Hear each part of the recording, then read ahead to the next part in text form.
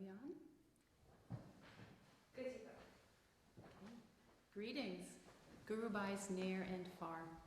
Welcome to this part of our program. We're coming to you live from Ananda Rhode Island. We're in our sweet little church, which is about 75 miles south of where we were today in Boston, where Master landed 100 years ago tonight. Please join me in a prayer. Heavenly Father, Divine Mother, Friend, beloved God, Great Masters of Self-Realization, Jesus Christ, Babaji Krishna, Lahiri Mahashaya, Swami Shri Yukteswar, Beloved Guru, Paramahansa Yoganandaji, Saints of all traditions, humbly we invoke thy blessings. Divine Mother, Guru Deva, Paramahansa Yoganandaji, we offer you all of our love and devotion. Master, we offer you our gratitude. For taking charge of our lives. We open our hearts. To receive your holy presence. We open our minds. To be guided by your intuitive perception. We offer ourselves to you in service.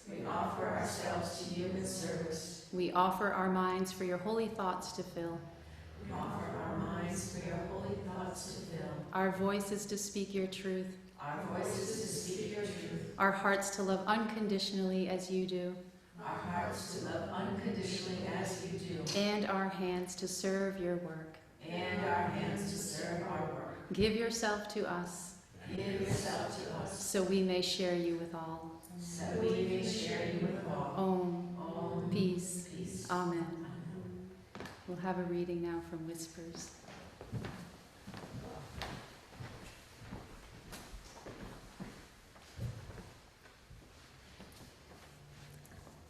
Good evening. This is a reading from Whispers from Eternity.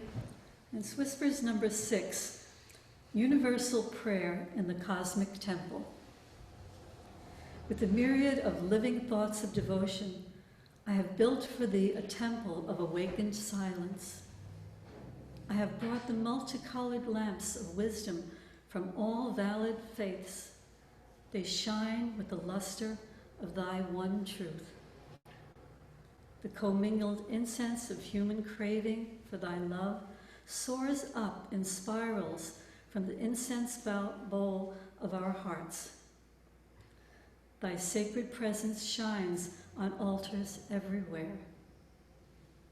All prayers of all temples, tabernacles, churches, mosques, and viharas are chanting to thee in the universal language of deep love.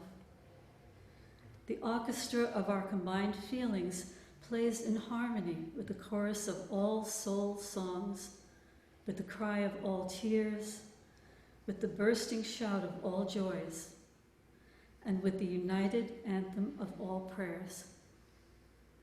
In this wall-less cosmic temple of the soul, we worship thee, our one Father.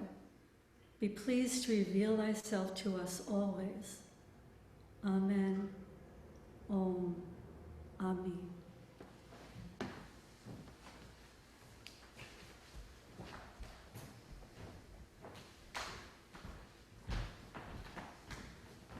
Thank you, Giovanna. So we have a really exciting program for you tonight. We're really looking forward to you enjoying this special evening with us, and we're going to kick it off with some music. I see Ramesha and Bhagavati there with their little shining faces, and we have talks tonight with Asha Nayaswami Jaya, Murali, and we also have music from India and Italy.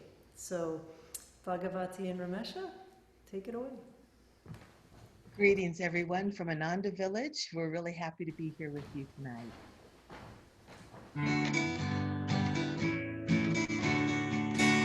Every morning even when I greet the sun, when I move forward through crowded ways. In my heart, Lord, ever so silently, I will always think of Thee.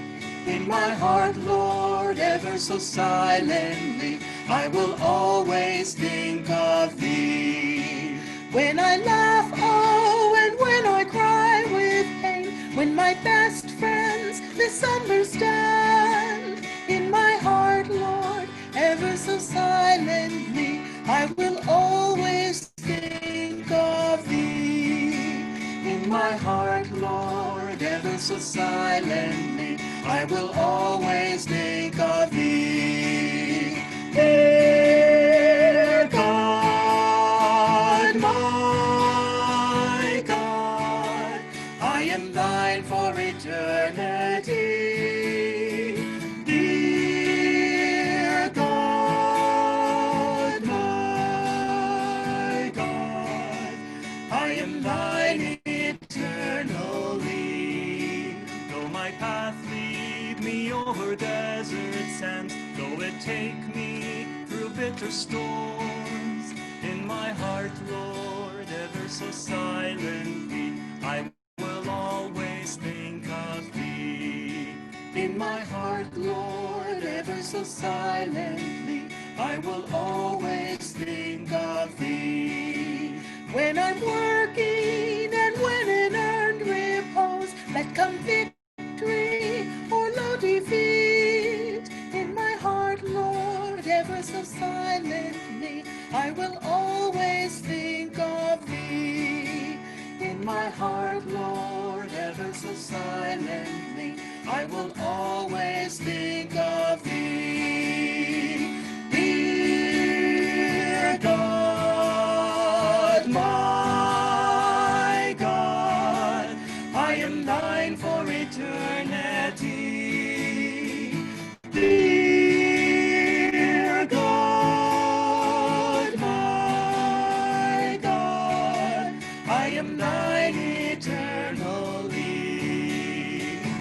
Dear God, my God, I am Thine for eternity. Dear God, my God, I am Thine eternally.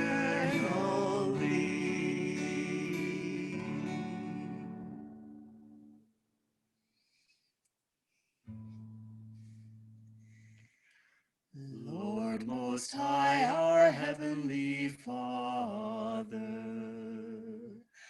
all our lives we dedicate to Thee. All our labors, all our joys and woes, all our pleasure, all our melody. Make us each a channel of Thy peace. When in darkness, guide us from above. Where there's sorrow, may we sow Thy joy. Where there's hatred, may we share Thy love. Lord Most High, our Heavenly Father, all our lives we dedicate to Thee. All our labors, all our joys and woes, all our pleasure, all our melody.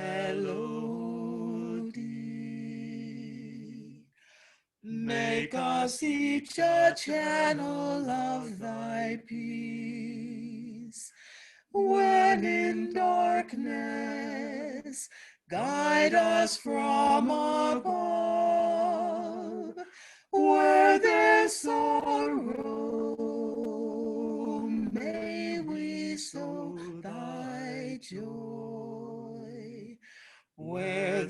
lose hatred.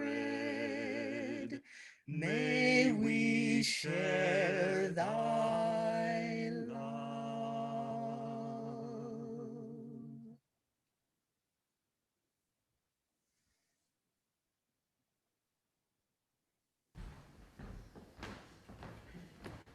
Thank you, Ramesh and Bhagavati. That was so beautiful. Next, we'll have a video. We have 3 videos tonight that were directed and produced by Colleen Hennessy of Ananda, Rhode Island. And it goes through the life and times of Yogananda. Zoom has probably got a setting that I need to change.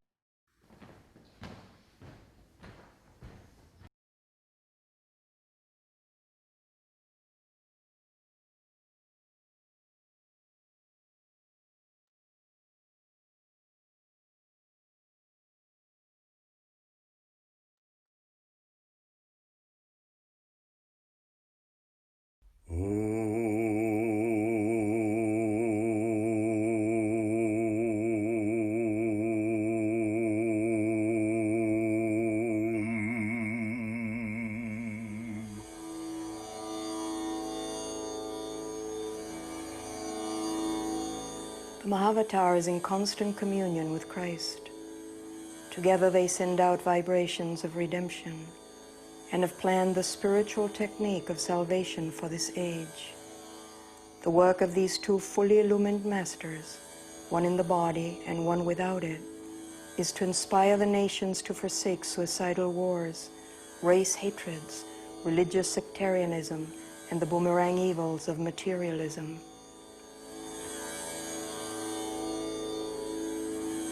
Babaji is well aware of the trend of modern times, especially of the influence and complexities of Western civilization, and realizes the necessity of spreading the self-liberations of yoga equally in the West and in the East.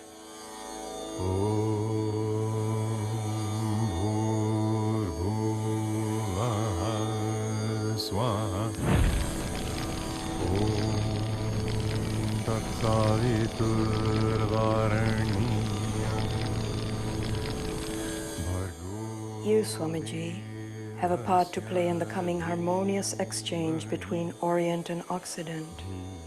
Some years hence, I shall send you a disciple whom you can train for yoga dissemination in the West. The vibrations there of many spiritually seeking souls come flood-like to me. I perceive potential saints in America and Europe waiting to be awakened.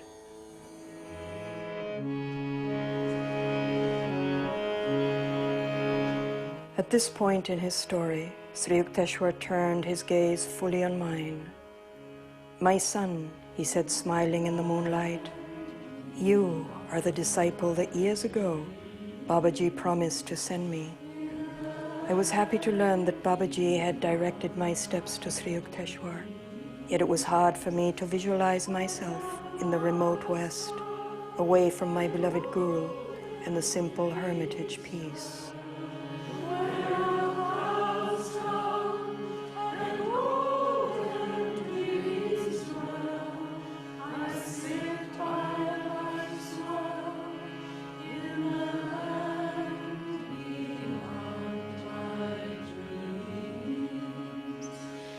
America? Surely these people are Americans. This was the thought as a panoramic vision of Western faces passed before my inward view. I summoned the bewildered faculty and gave the school into its charge. "I know you will keep Lahiri Mahashaya's yoga ideals of education ever to the fore," I said. "I shall write you frequently. God willing, someday I shall be back."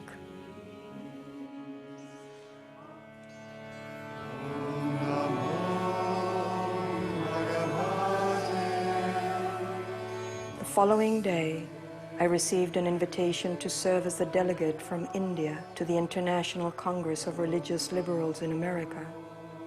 It was to convene that year in Boston under the auspices of the American Unitarian Association.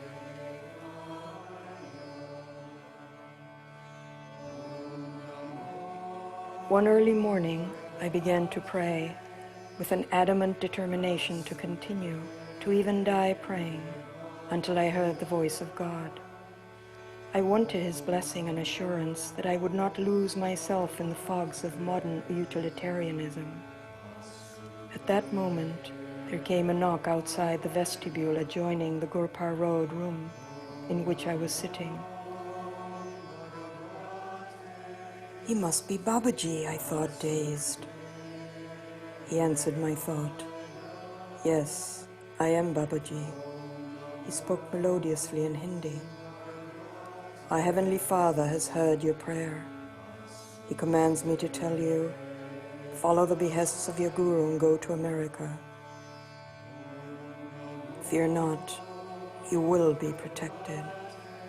Kriya Yoga, the scientific technique of God realization, will ultimately spread in all lands and aid in harmonizing the nations through man's personal, transcendental perception of the Infinite Father.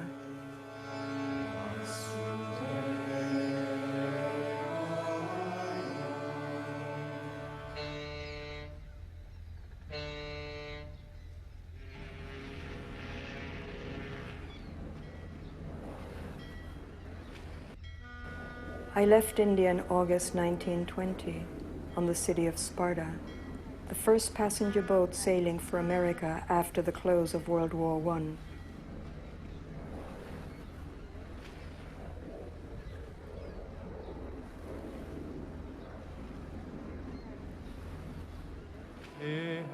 Yogananda was able to gain intuitive command of the English language during the trip, and even gave a lecture to his fellow passengers titled The Battle of Life and How to Fight It.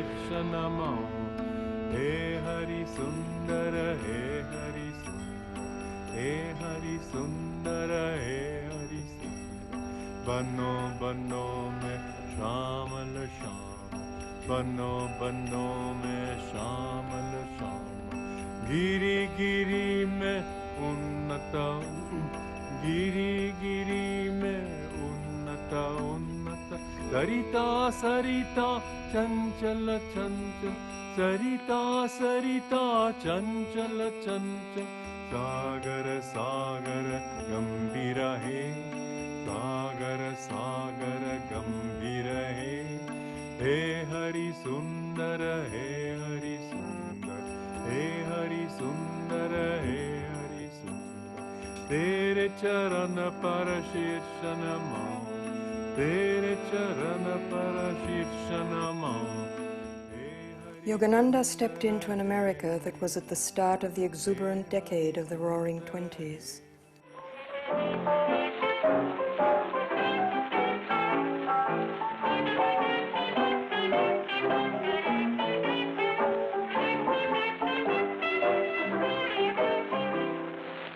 He arrived at the place where the United States began as a nation, a place where women had just won the right to vote, and where transcendentalism had taken root 50 years earlier.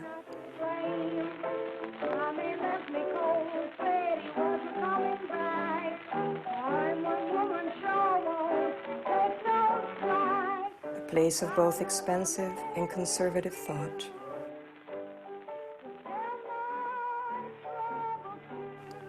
Upon his arrival, Yogananda headed to the Greater Boston YMCA, where he stayed for a short time.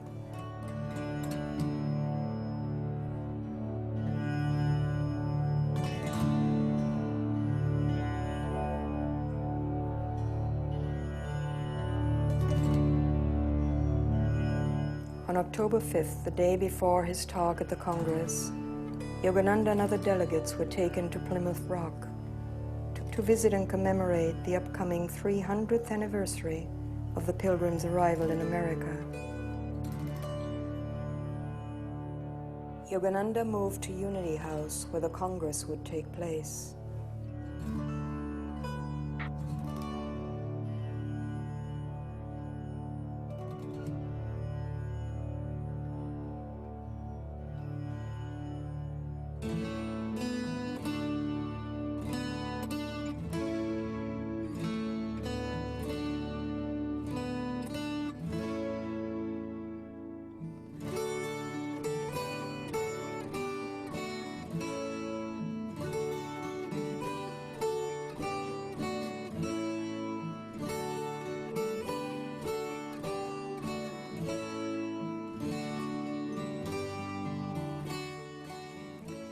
As a result of his speech at the Congress, Yogananda began to be invited to many other speaking engagements around Boston.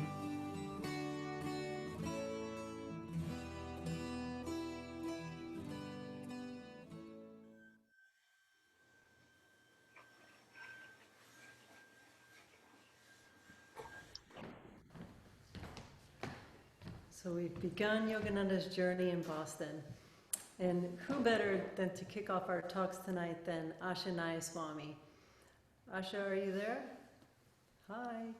Asha was actually supposed to be with us this weekend, leading us around Boston. And hi, we miss you. She was supposed to be with us, leading us around Boston, doing pilgrimages, and we've tended to... I can't hear her. So mark your calendars. Hopefully, once we get on the other side of the pandemic, we can do all this in person again.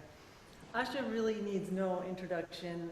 She's one of Ananda's preeminent speakers. Swami called her Ananda's global ambassador. And really all you need to do is type her name into YouTube and hit search, and literally thousands of hours of talks will play. And many of her videos have been seen by tens, 20, 30,000 views. So her reach is far. Her knowledge is limitless. She's one of the founding members of Ananda, and she's a founding member of Ananda Palo Alto, where she's lived for the last 30 years. And she's impacted my life personally in ways she probably doesn't even know. I'm a Asha listener back in the cassette tape days, so dating myself.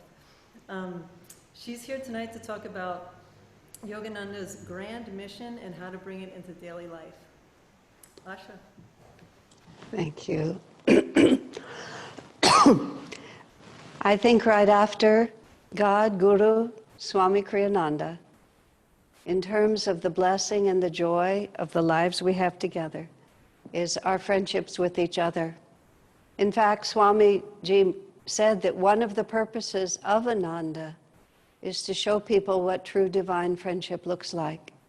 And I think a celebration like this, bringing us together all across the planet, so many people from so many diverse backgrounds, so many different experiences, but all of us being attuned to the same divine reality, brings us a power that is impossible to understand, and you would not even believe it unless you were sitting inside of it, as now many, many tens of thousands of people in the world do.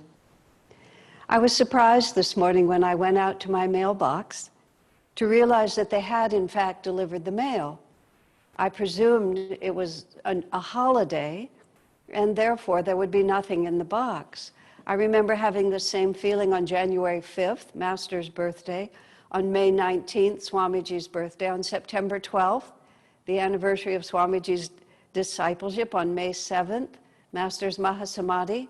It's like, why isn't the whole world stopping and paying homage to these extraordinarily important dates? I'm reminded in this way of going down to the Biltmore Hotel in Los Angeles when Master left his body on March 7th, 1952. Now we're really here celebrating his arrival, and I'm talking about his departure, but nonetheless, they're all very closely related. The exact place where Master was standing when he left his body is identifiable because there is a unique background behind him. As it turns out, that was a fountain that was designed by a particularly well-known architect. And even though the entire hotel has been remodeled and rooms have been changed and everything's been turned around, that particular fountain was declared a national treasure.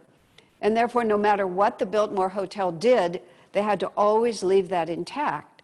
And as a consequence, all these years since 1952, any disciple who comes to Los Angeles, any devotee who's read Autobiography of a Yogi and wants to stand in that spot can go into the Biltmore Hotel, find this unique carved fountain, and sit or stand exactly where Master was standing, just sitting apparently in the hotel lobby up against this ledge, sort of having some deep communion in the most unlikely of circumstances.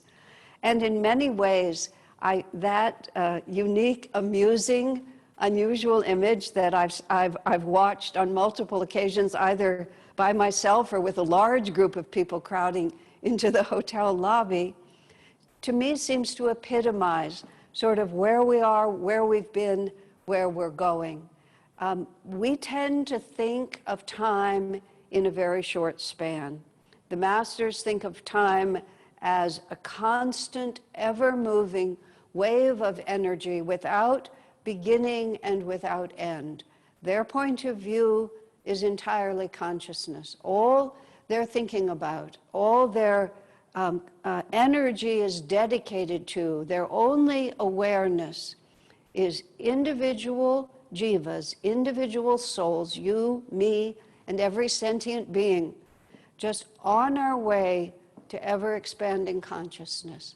I remember Swamiji remarked to me once toward the end of his life, he was saying that he didn't use the phrase reach the point because he didn't really talk like that, but he remarked on this unusual experience that he was having in life now, where all sentient beings, he said, all people, he said, even animals, just appear to him as vibrations of consciousness somewhere on the spectrum between God realization and delusion. There is a certain shift when we move to the animal, to the human level, but not really.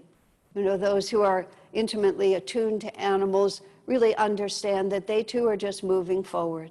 And there's this process, this constant process, once we reach the human level, where we have this continuous opportunity, literally on a moment-by-moment basis, to affirm or to deny the divine reality. All of us are caught right at this time in this peculiar 2020 year in which masters' predictions about worldwide changes have taken a form that very few of us, at least, anticipated.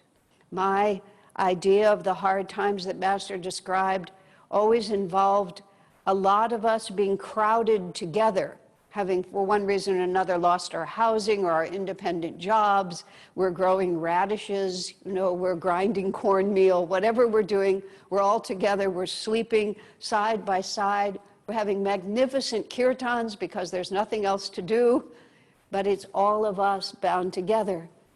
So I was more than a little surprised that the first wave of real change that Master spoke of with so much power in 1952, instead of bringing us physically together, has physically separated us.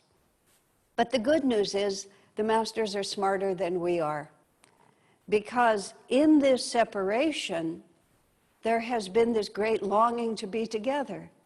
And in this isolation, there has been this tremendous desire to connect with our brothers and sisters and to find our kindred spirits all over the planet. So even though we've never been more separated, we've also never been more together.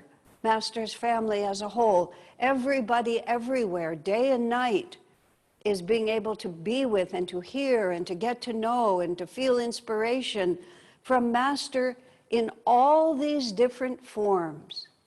And so today, here we are, we're marking 100 years, which in human years seems like a really long time.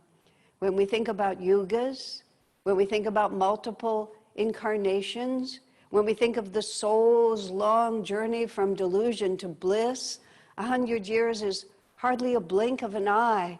So we too have to live in this dual reality of, on one hand, time is so real and seems so burdensome to us at time, and separation and all of the life and death issues that we deal with. And on the other hand, where we are living is in the company and in the consciousness of these great masters whose vision is so far beyond what we can see.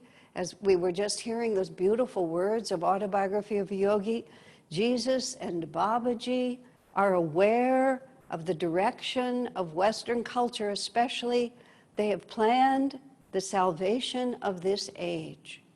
Now, words like that we should tattoo on our wrists, and every time anxiety or lack of faith or any part of us that is concerned, Babaji and Jesus are aware, not only in a general way, but Babaji says, I perceive potential saints waiting to be awakened.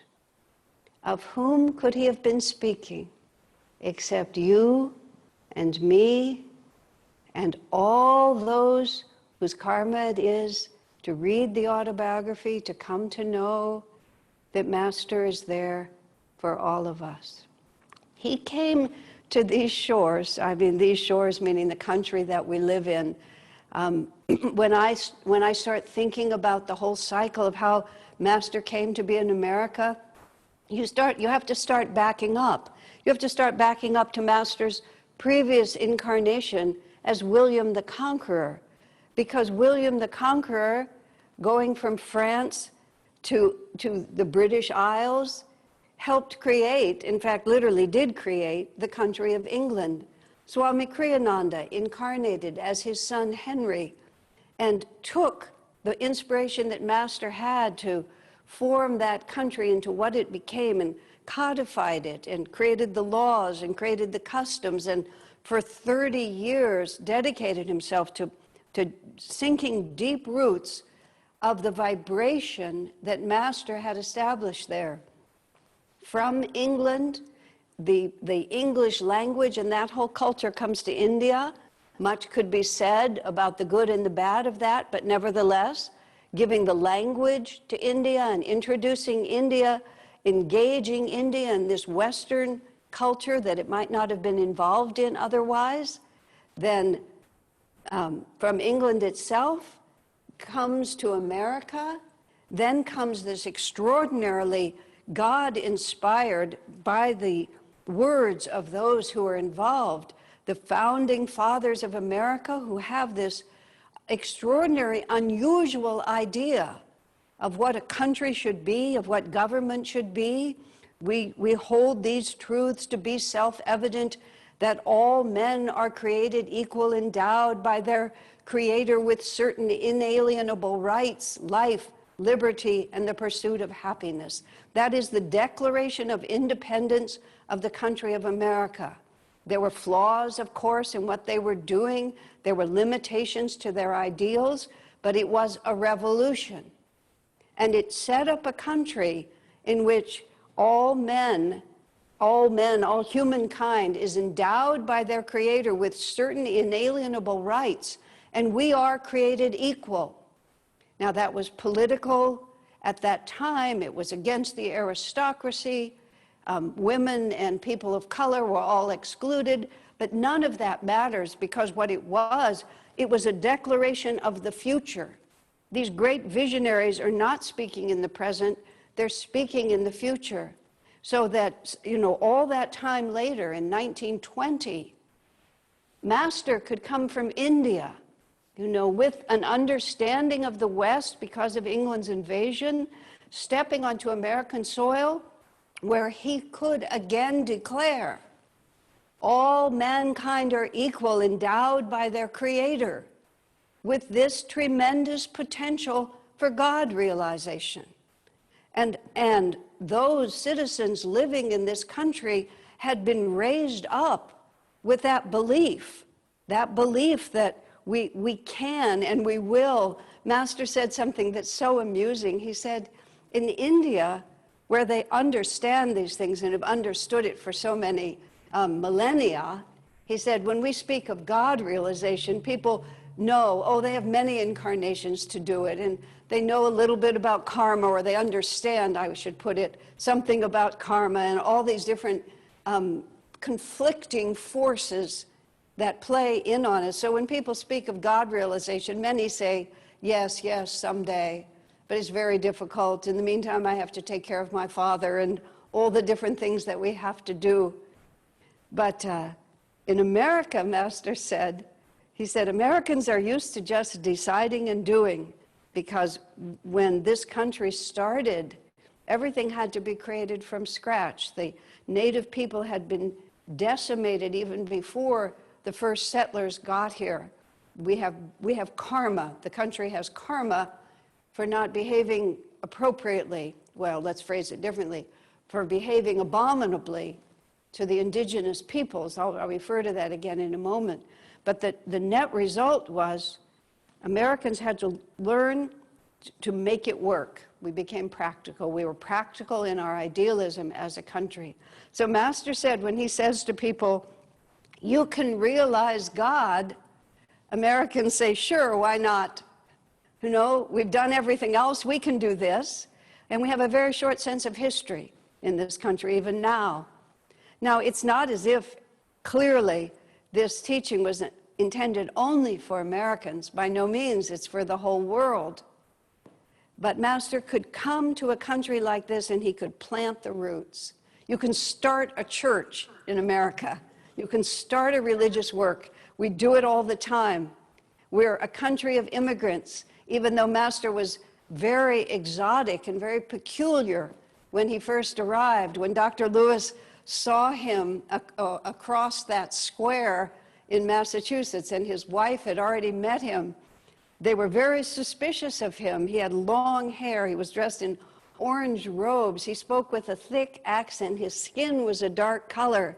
In this small Massachusetts town, none of those things were common, but it speaks to the purity of heart of the potential saints that Babaji saw, and it speaks to the overwhelming power of Master, that none of that in the end made any difference, because he could reach through all the superficial things and find those saints waiting to be awakened and pull out of us this deep, deep longing for God. Now, Master commented at one point, and I don't know how what it really means when the Masters talk to each other. In the Festival of Light, Swami wrote, Jesus appeared to the great Master Babaji. And Jesus and Babaji have a conversation, and they decide that what we need is to send a messenger to the West. And Master became that messenger. Do they appear physically to each other? Do they talk as you and I talk? Are we talking about some very different communion? But Master made this comment, Lahiri Mahashaya, who was the guru of Master's guru. He said, Lahiri Mahashaya had it easy. He said, in his entire incarnation, there were no wars. Master said, in his lifetime, there was the First World War before he came from India. There was the Second World War. There was the Korean War. There were 3 wars in the time of Master's life. And being conscious as he was of such subtle feelings in the heart of every jiva everywhere on the planet, all that tremendous suffering and violence and animosity and bigotry and race hatred, all the things that Babaji and Jesus were so concerned about, Master walked into a time and place in which all of those forces would swirl around him, and he still had to blaze a trail of pure God consciousness, of pure joy, of absolute courage, of transcendence of every limiting outward condition, not only in his own consciousness, being God realized long since he could stand in that power, but when he incarnated as a human being, when he took a physical body, he also took on all the feelings and all the experiences that also entails. So he had to hold that power sufficiently that all those who touched him in that incarnation and all of us who have come after can pull from that light and walk as he walked fearlessly in that light toward that ever greater light of God. I think it's notable at this time, we've gone 100 years since Master came. In 1952, Swamiji said, 1951, 1950, Master thundered to his audiences that great changes are coming to this planet and to the country of America. He said, he spoke of the the karmic debt we have for our mistreatment of the indigenous people, and how that debt is yet to be paid. And inasmuch as it was an act of greed, then financial loss and that kind of suffering would be the natural consequence, and Master spoke of that. Master spoke of many changes coming to the earth, to this country, to every country in the world, because we are in a shifting yuga. We are at exactly the same point. When Master incarnated as Arjuna with Krishna, it was Dwapara Yuga descending into Kali, but we're at the same point of consciousness. This time, it's Kali Yuga breaking and moving us into the age of energy. So we're going up into the light. We're not moving away from the light, but enormous change is what's happening here. And in the last years of Master's life, when Swami knew him, Master, he said, would thunder at times, urging people to take hold of the spiritual path because we will need to be very strong in the light, because the forces of the shadow will be blowing in all directions and trying to move us off that firm conviction of our relationship with God, of the power of God, of the rightness of what we were doing, and that faith and direct experience of the divine is the only purpose in our lives. Since I've known Swamiji, which was 1969, in 1971, 1972, every year Swami would read about the news, and he would keep in touch with what was going on globally in the world, and he would say, he would wonder and sometimes predict, this is going to be the year, this is going to be the year that things really change. But it wasn't. Really, it wasn't until now. It wasn't until this 100th year anniversary, interestingly, that there has been something that has happened that has touched the whole world and has taken the whole world and turned it. Could this possibly be a coincidence? This is Divine Mother's way of saying, I promised you God realization, and now I'm going to help you achieve it. And one of the ways that she's going to help us achieve it is to teach each one of us to be radiant beacons of the powerful light that these masters have sent into the world. The expansion of light into the world, relay race is a very simple way to talk about it. It's one candle flame lighting another candle flame. And the power of one candle to the next, to the next, to the next, is the light of each one. It's complete and powerful in itself and is never diminished by passing it on. And Master walked onto this soil. We saw this morning the ocean and the place where the city of Sparta ship came in. And it's so marvelous when we think about all of time being an illusion and it all happening simultaneously. And we see Master's passport picture. It looked a little different like this, but it was similar to this, a turban with his long hair. I believe he still had a beard in his passport picture, just beginning to learn to speak English, but absolutely fearless in his understanding of why he was born and what he is doing here, and what it must have been like for him to put his foot on the American soil, and in his way seeing this moment where we're standing here right now, prepared by his love and his giving, and that in the autobiography of a yogi, just think of the countless ways.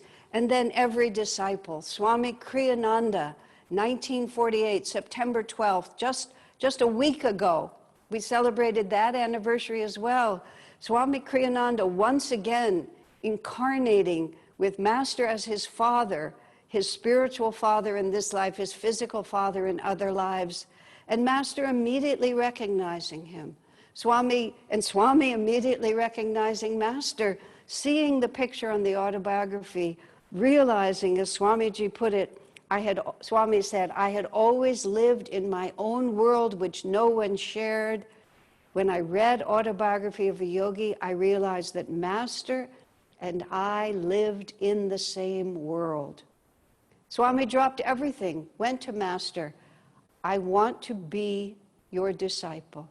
Swami said those words for all of us, whether we're devoted to Master, whether we're devoted to another guru, whether we're truth seekers and we want to be a disciple of truth. That is the mantra all of us need to be saying, I want to be your disciple, which is to say, I am worn out with just doing it my way. It has brought me to the point. My independent, egoic, willful self has been my friend because it's broken me away from the obvious delusions, but it's also brought me to the point where I realize I can't do this alone. I need to be part of a greater stream of reality. I am a part of all that is, and I was born to be a channel of that greater consciousness. This is what Master is trying to say to us. When Swamiji had a birthday one year, someone wrote him a birthday card. It wasn't the only one, but it was particularly beautifully expressed. And what the person wrote to Swami, what the man wrote to Swami was so simple. Thank you for teaching me how to be a disciple. And Swami just smiled so sweetly, and he actually read it out loud. He said, this is why I was born. This is the best gift that I could possibly be given, which is that which has made Swamiji's life meaningful, that which made Master's incarnation meaningful, is now living in other hearts. That we don't look back and say, oh, Master came, he did this work, he was, Swami was here. The word is. All of it is a present tense. Master arrived physically on this ground 100 years ago, and he continues to walk back and forth across the country of America, to stride around the globe. Swamiji after him, and how many of us walking behind Swamiji, walking next to Master, holding their hands, asking for their guidance. This is the whole purpose. And we are here to serve. We are here to help illuminate a pathway through the extraordinary confusion of everyday material life, now being stirred up in such a dramatic way that the necessity for spiritual understanding is no longer a luxury. Swamiji described it that most of the time civilization is sort of shaped like a cigar, and most people are neither really good nor really bad, and they just hang out in the middle. A few good people here on one end and a few bad ones on this end. But at this time, the middle is very thin, and we're all being asked to choose. And we're being asked to choose because the never very real, but superficially it used to be more compelling, security of this world is gradually being eroded. When this pandemic started and everything got turned upside down, Shurjo from Mumbai said so simply, he said, only Babaji could do something this powerful. And I've loved that thought ever since. We might think that it was this cause or that cause, but only Babaji, in a matter almost of days, could just turn the planet around like that. And only Master, only God and Gurus, only our deep devotion to the divine light within us can carry it through.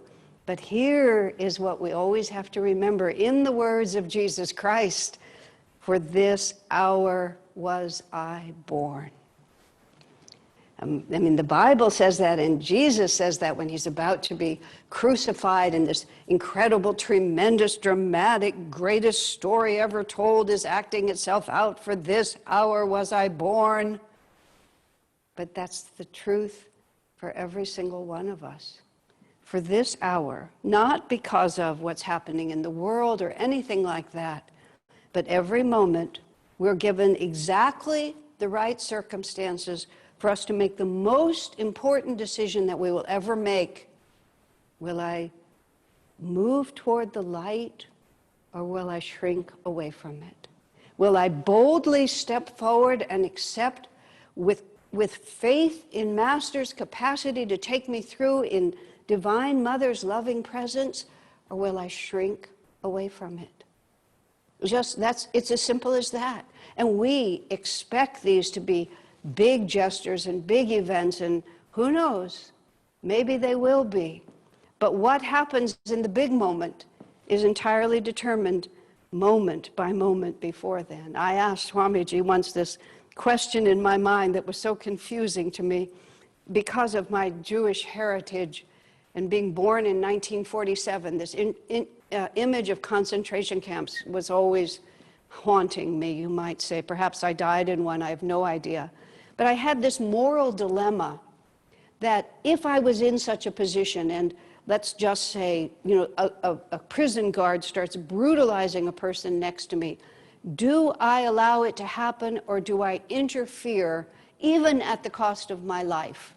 And also knowing from the history books I've read that any insurrection might result in mass punishment. I mean, how many issues there are for my little moral decision.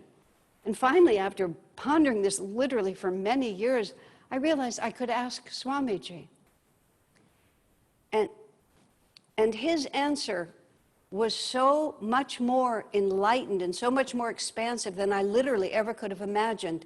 He said, what you are really asking is, in a moment of life or death crisis, what does God want you to do? Because he too ran through all the human ways, the pros and cons of different actions that you can't possibly anticipate. What does God want? That's the question. How can you know in a moment of crisis? Swami said, you have to practice when it's easier. He said, because who you will be in that moment is not determined in that moment. It will have been decided every moment leading up to that. So here we stand, celebrating 100 years of Master blazing a path of light, which is just a moment in time, and the path is barely just a little bit of grass bent down compared to the predictions that he's made, compared to the expectations that these masters have presented. They are concerned about the direction of civilization and have planned the salvation of the world. We're hardly there yet, my friends, but the salvation of the world is not some event outside of ourselves. The salvation of society is one by one by one by one. We believe this world is run from politicians and money and all of these different things. It is not. It is run by individual consciousness. Everything else is a symptom of that. It's not the cause. The cause of everything is, who am I? Where do I stand in relation to the light? How much faith do I have in God? And how much power do I have to live by that faith? The beneficial effect of these months of relative seclusion for me have been very simple. I feel like there is the painting of my life, and turpentine has gone across it and faded out almost every aspect of it.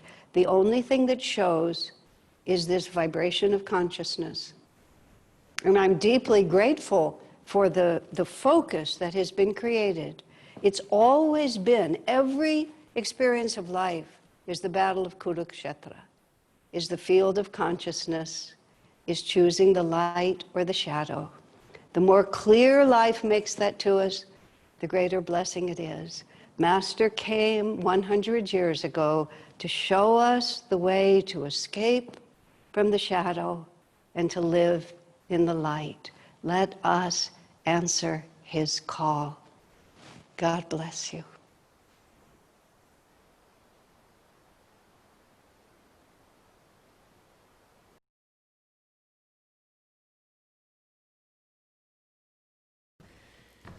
Thank you, Asha Ji. That was a very inspiring talk. I know I personally am going to be listening to that one a few times. Next up, we've got some music from India.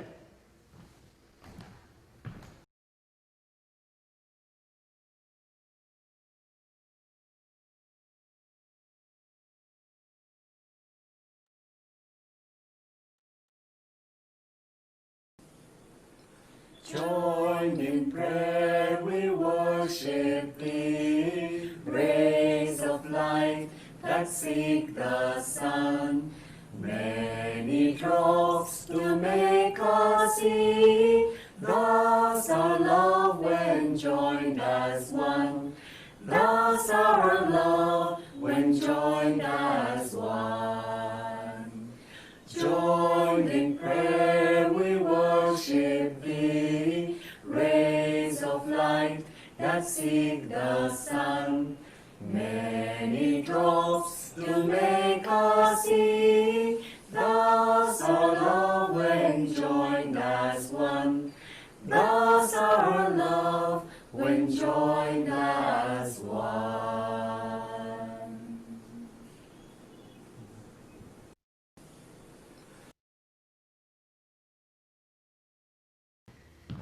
Thank you, Ananda, India. Next up, we have part 2 of 3 of the video, and Yogananda has now arrived in Boston.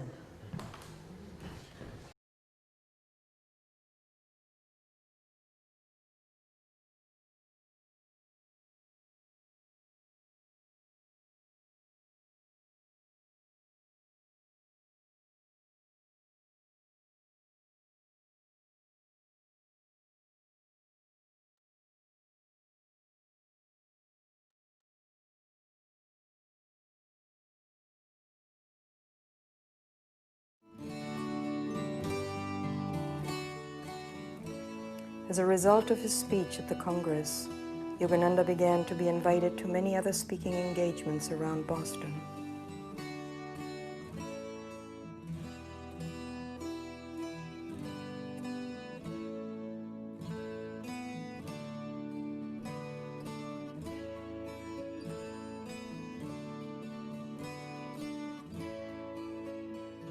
This is where Yogananda met Alice Hazy, who became his first disciple in America and later took the spiritual name Sister Yogmata.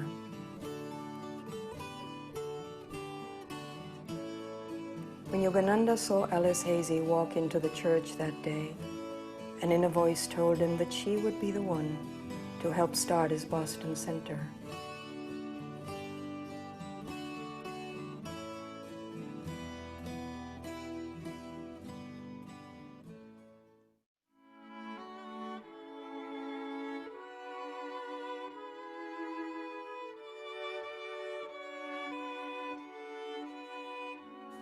Yogananda was a regular visitor at the Hazy home, where he gave many lectures and classes in the living room.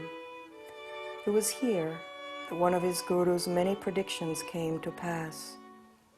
Once during dinner, Yogananda was served strawberries with cream and sugar for dessert. As quoted in Autobiography of a Yogi, "Sir, what a sour fruit! I could never like strawberries." My guru laughed. "Oh, you will like them, in America. At a dinner there, your hostess will serve them with sugar and cream. After she has mashed the berries with a fork, you will taste them and say, 'What delicious strawberries.' Then you will remember this day in Simla."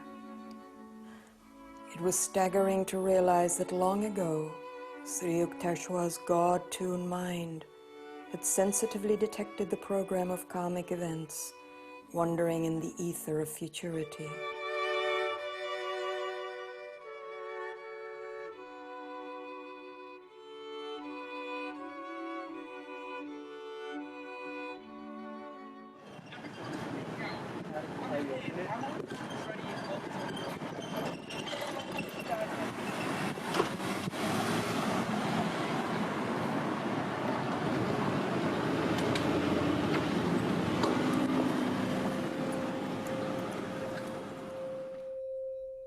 Somerville Square is where Dr. Lewis, one of Yogananda's foremost disciples, first laid eyes on him.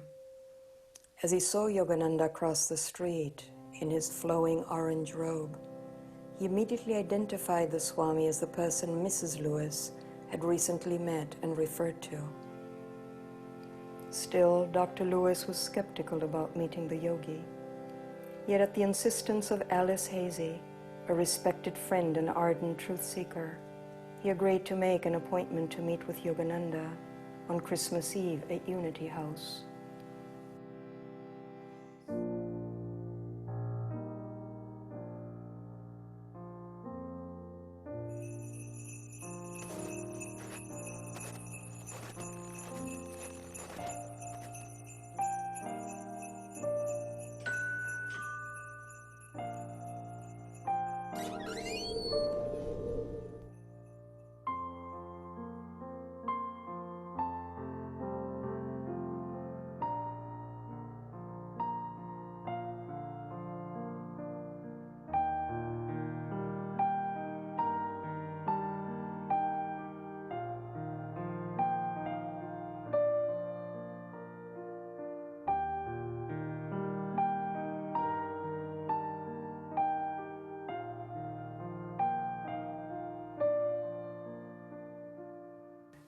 Dr. Lewis then posed a question. The Bible says, "If thine eye be single, thy whole body shall be full of light." Can you explain to me the meaning of that sentence? "I think I can," Yogananda replied with a smile. "Would you please sit on this mat facing me?" The other man did so. Yogananda then reached out and touched him on the forehead. Suddenly, Dr. Lewis saw a brilliant light in his forehead. Simultaneously with this vision, he experienced a supernal bliss.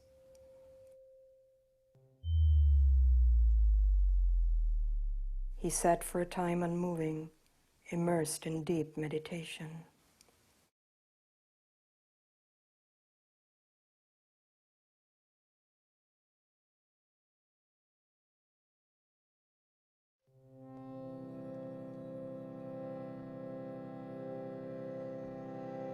Yogananda visited the Lewises so often that a room was set aside for him.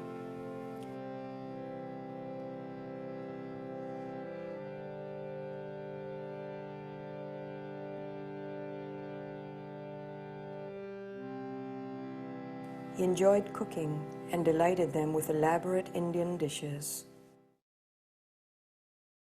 During this time, he prepared to start his weekly lectures around Boston. Yoga is not magic, sword swallowing or crystal gazing, but it's the art of super living as discovered by the ancient sages of India in 1500 BC. If the Western brothers only could learn the methods of the yogis, then they would learn to live 100 years in perfect health, happiness, and great success.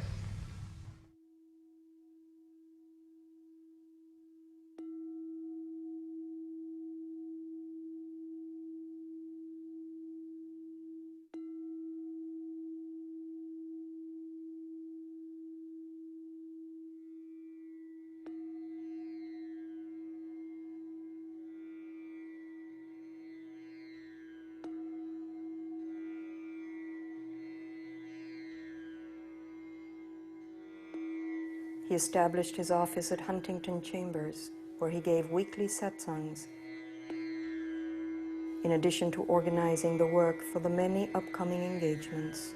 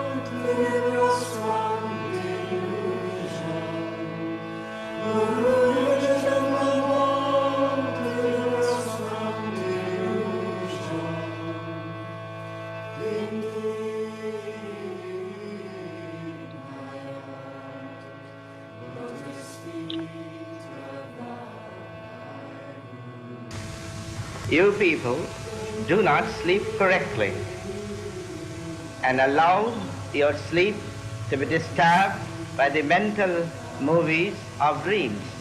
You subconsciously worry about unpaid bills and troubles.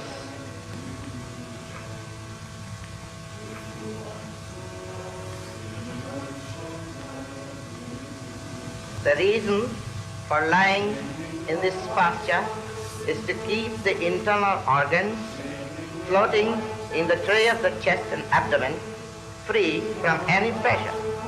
But by closing the eyes and in a relaxation, I can remain asleep several nights. And by opening the eyes and recharging the body, I can keep awake several days.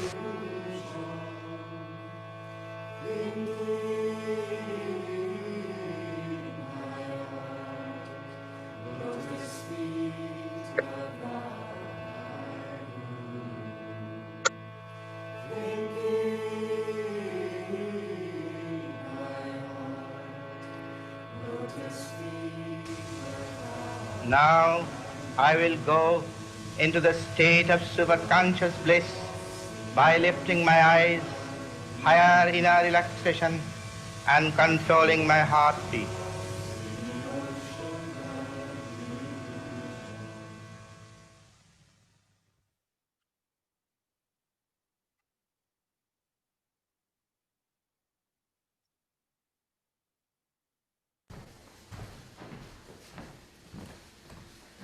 So next up we have Murali. I met Murali 2 summers ago at Ananda's 50th anniversary at Ananda Village. And the main thing I remember is that an hour-and-a-half workshop on storytelling felt like 5 minutes. Murali is so engaging and so fun. I really think you're going to enjoy this talk tonight. He's a light bearer and minister at Ananda Seattle, and he is also director of Ananda Yoga there. He's an 18-year meditator in Kriyaban, and he's also a former software engineer at Microsoft. He has his PhD with an emphasis on yoga, and he is going to give a talk tonight on Paramahansa Yogananda, an avatar for the New Age. Thank you, Colleen. So, before I begin, I feel like I have to say something about my hair. I tried on something new today, which I shouldn't have, and therefore it is like this. But anyway, Asha asked a really important question. Why isn't January 5th celebrated? Why isn't it a holiday? Why isn't September 12th celebrated? Well, one of the simplest answers to that, of course, is that the work is still very new, and the historical impact of this needs to be felt. It needs a little more time to be felt. So what is the impact of Paramahansa Yogananda? To us, disciples, of course, he is our master. He's the one that gives us spiritual salvation. What is his impact in the world? Swami Kriyananda wrote that Yogananda's life will prove to have had an impact, and that he will appear in time as the guru of Dwapara age, the age of energy. So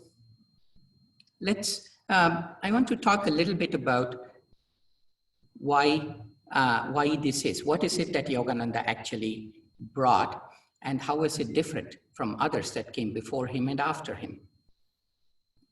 Today is September 19th, 2020, of course, and exactly 100 years, 1 month, and 16 days ago today, it's a momentous thing that happened.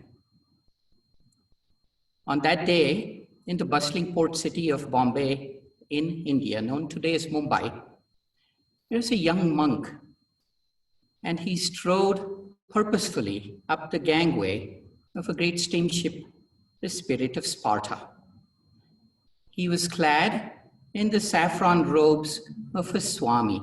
That's the ancient renunciate order, the order of monks set up over 1,000 years ago.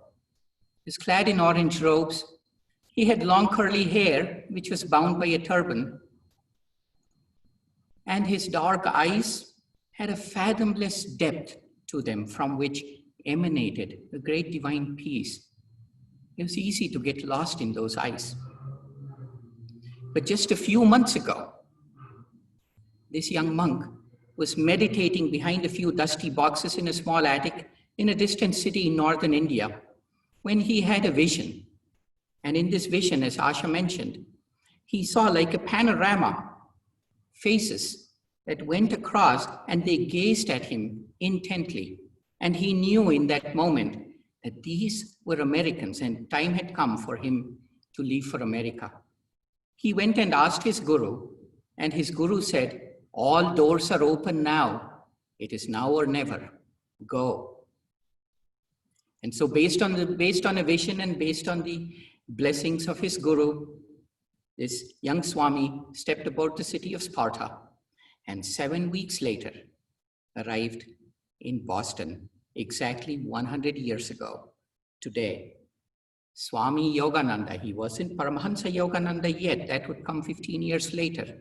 Swami Yogananda set foot on American soil 100 years ago today, setting into motion the spiritual revolution. So what was different about Yogananda? Other gurus had come before and after, and surely more will come over the course of time. But what was different about Yogananda? Other gurus too had taught the ancient, transcendental, timeless teachings of Sanatana Dharma. Like all great teachers, Yogananda provided great answers to life's enduring questions. What is the purpose of life? How to be happy? How was the universe created? Where was it going? He settled and satisfactorily answered the great disputes of the day. Was Jesus Christ a man or God? Should we participate in life and give up everything to find God? He brought the great ideas of Sanatana Dharma, of karma, reincarnation, Dharma, the nature of soul and ego and spirit, and the battle of life. And he brought the teachings of yoga and pranayama and many other things. But so did others. And most famously, Swami Vivekananda, 27 years before this, had come and had given a stirring speech in Chicago, which had moved many, many people. So why is Yogananda different?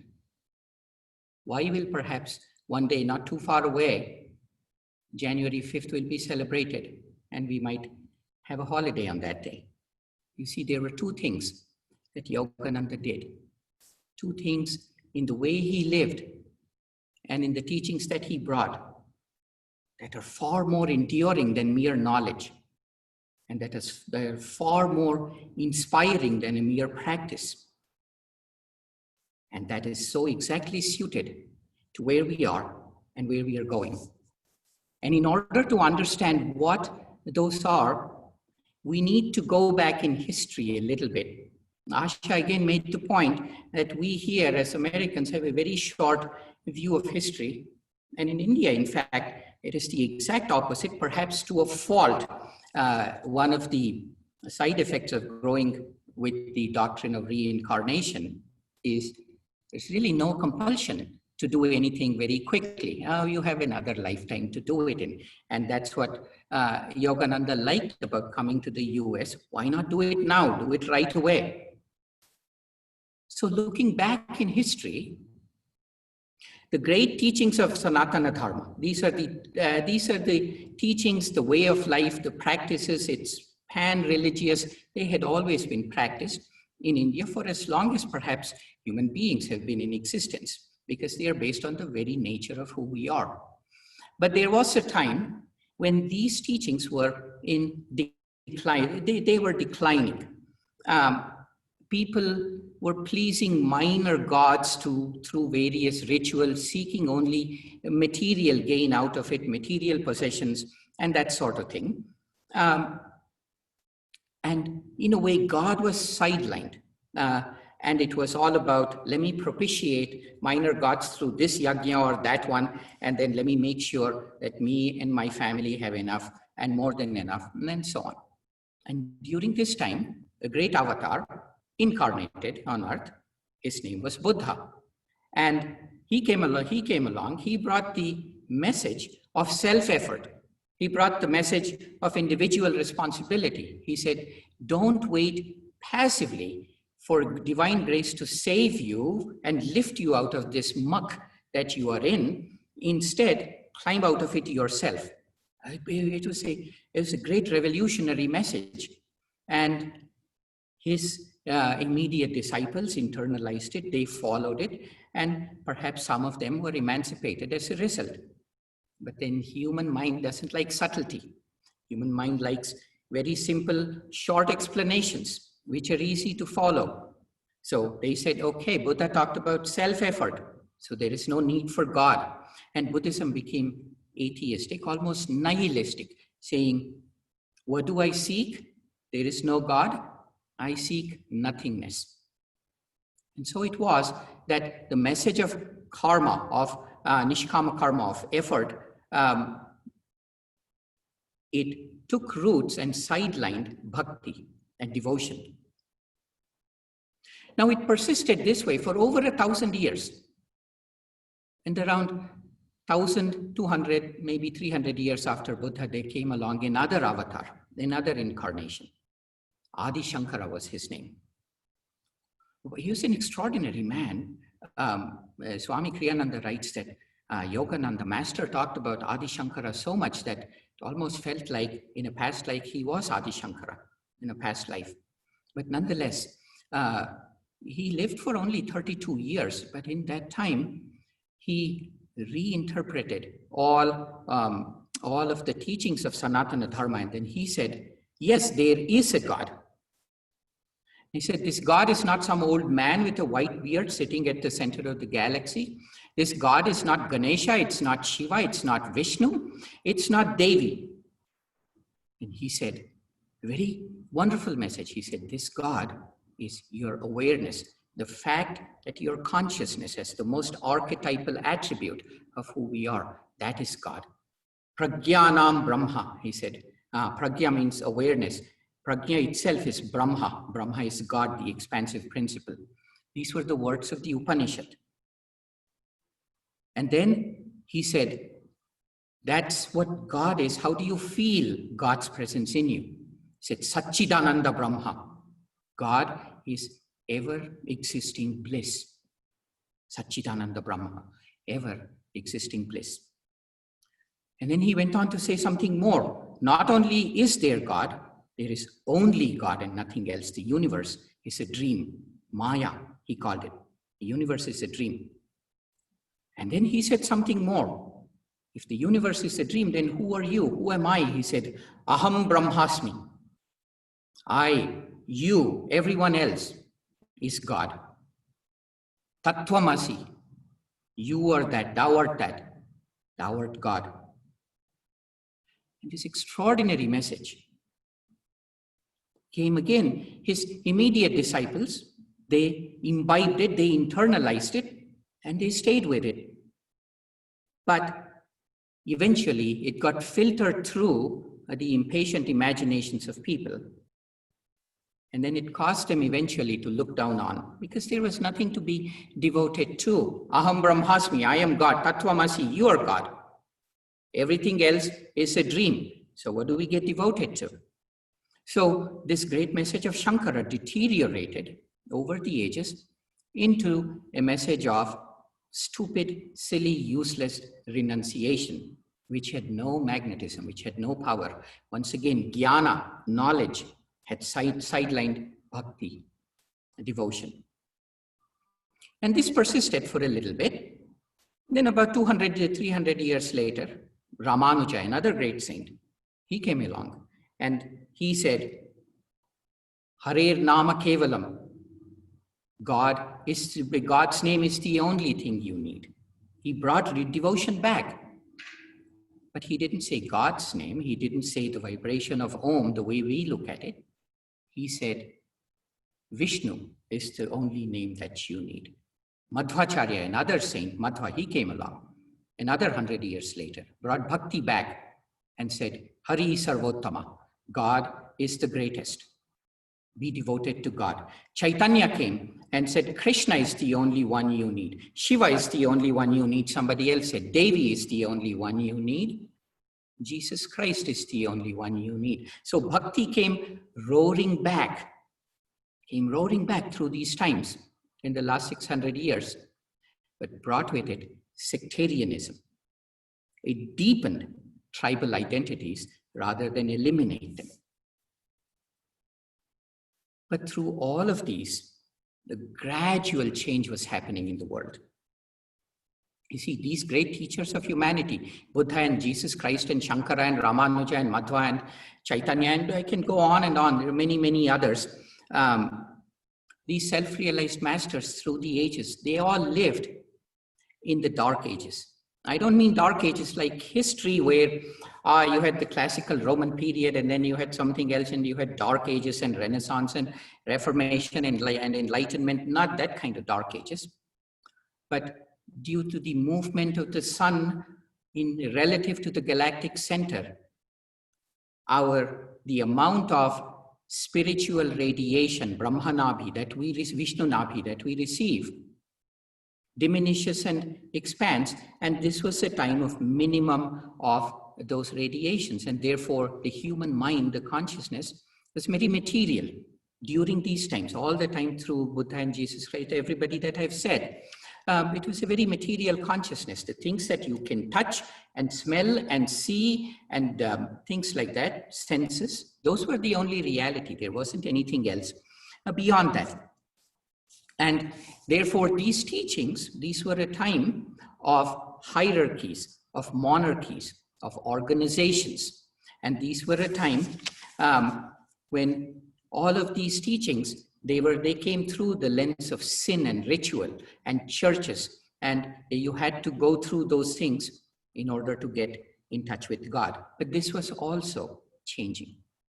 The sun came closer to these sorts of spiritual vibrations. And as it did so, human consciousness automatically began to notice that there was a new age and there was the awareness that matter was simply a manifestation of divine energy and that in God, all are equal. As Swamiji wrote so eloquently in the Festival of Light, matter is just a manifestation of divine energy and in God, all are equal.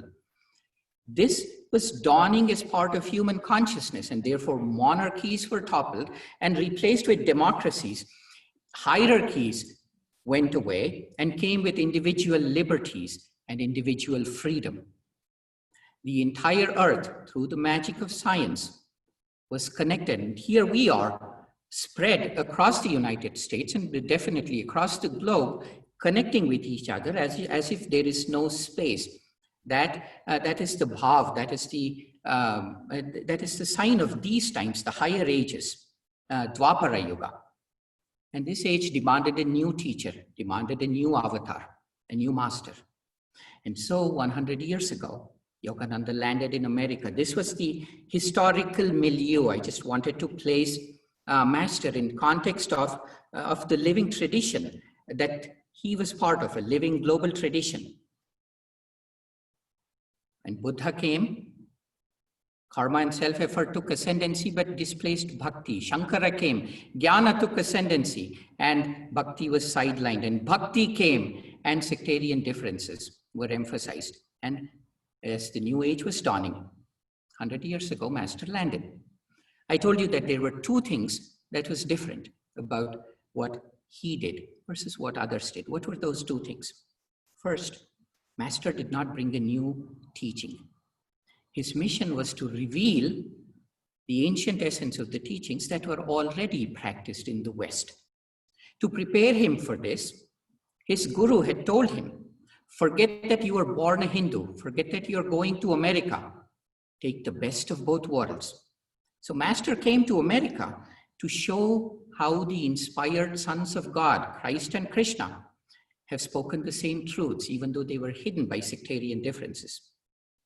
This is why the very first lecture that he gave in the video we saw where that was, the very first lecture that he gave was titled as The Science of Religion. He boiled down the principles that lay at the essence of all religious traditions, and it's at the heart of Sanatana Dharma. He boiled it down to in non-sectarian scientific terms. He started by making a very simple statement. He said, everybody, you, me, all of us in the globe, we all seek two things: to avoid pain and to find happiness.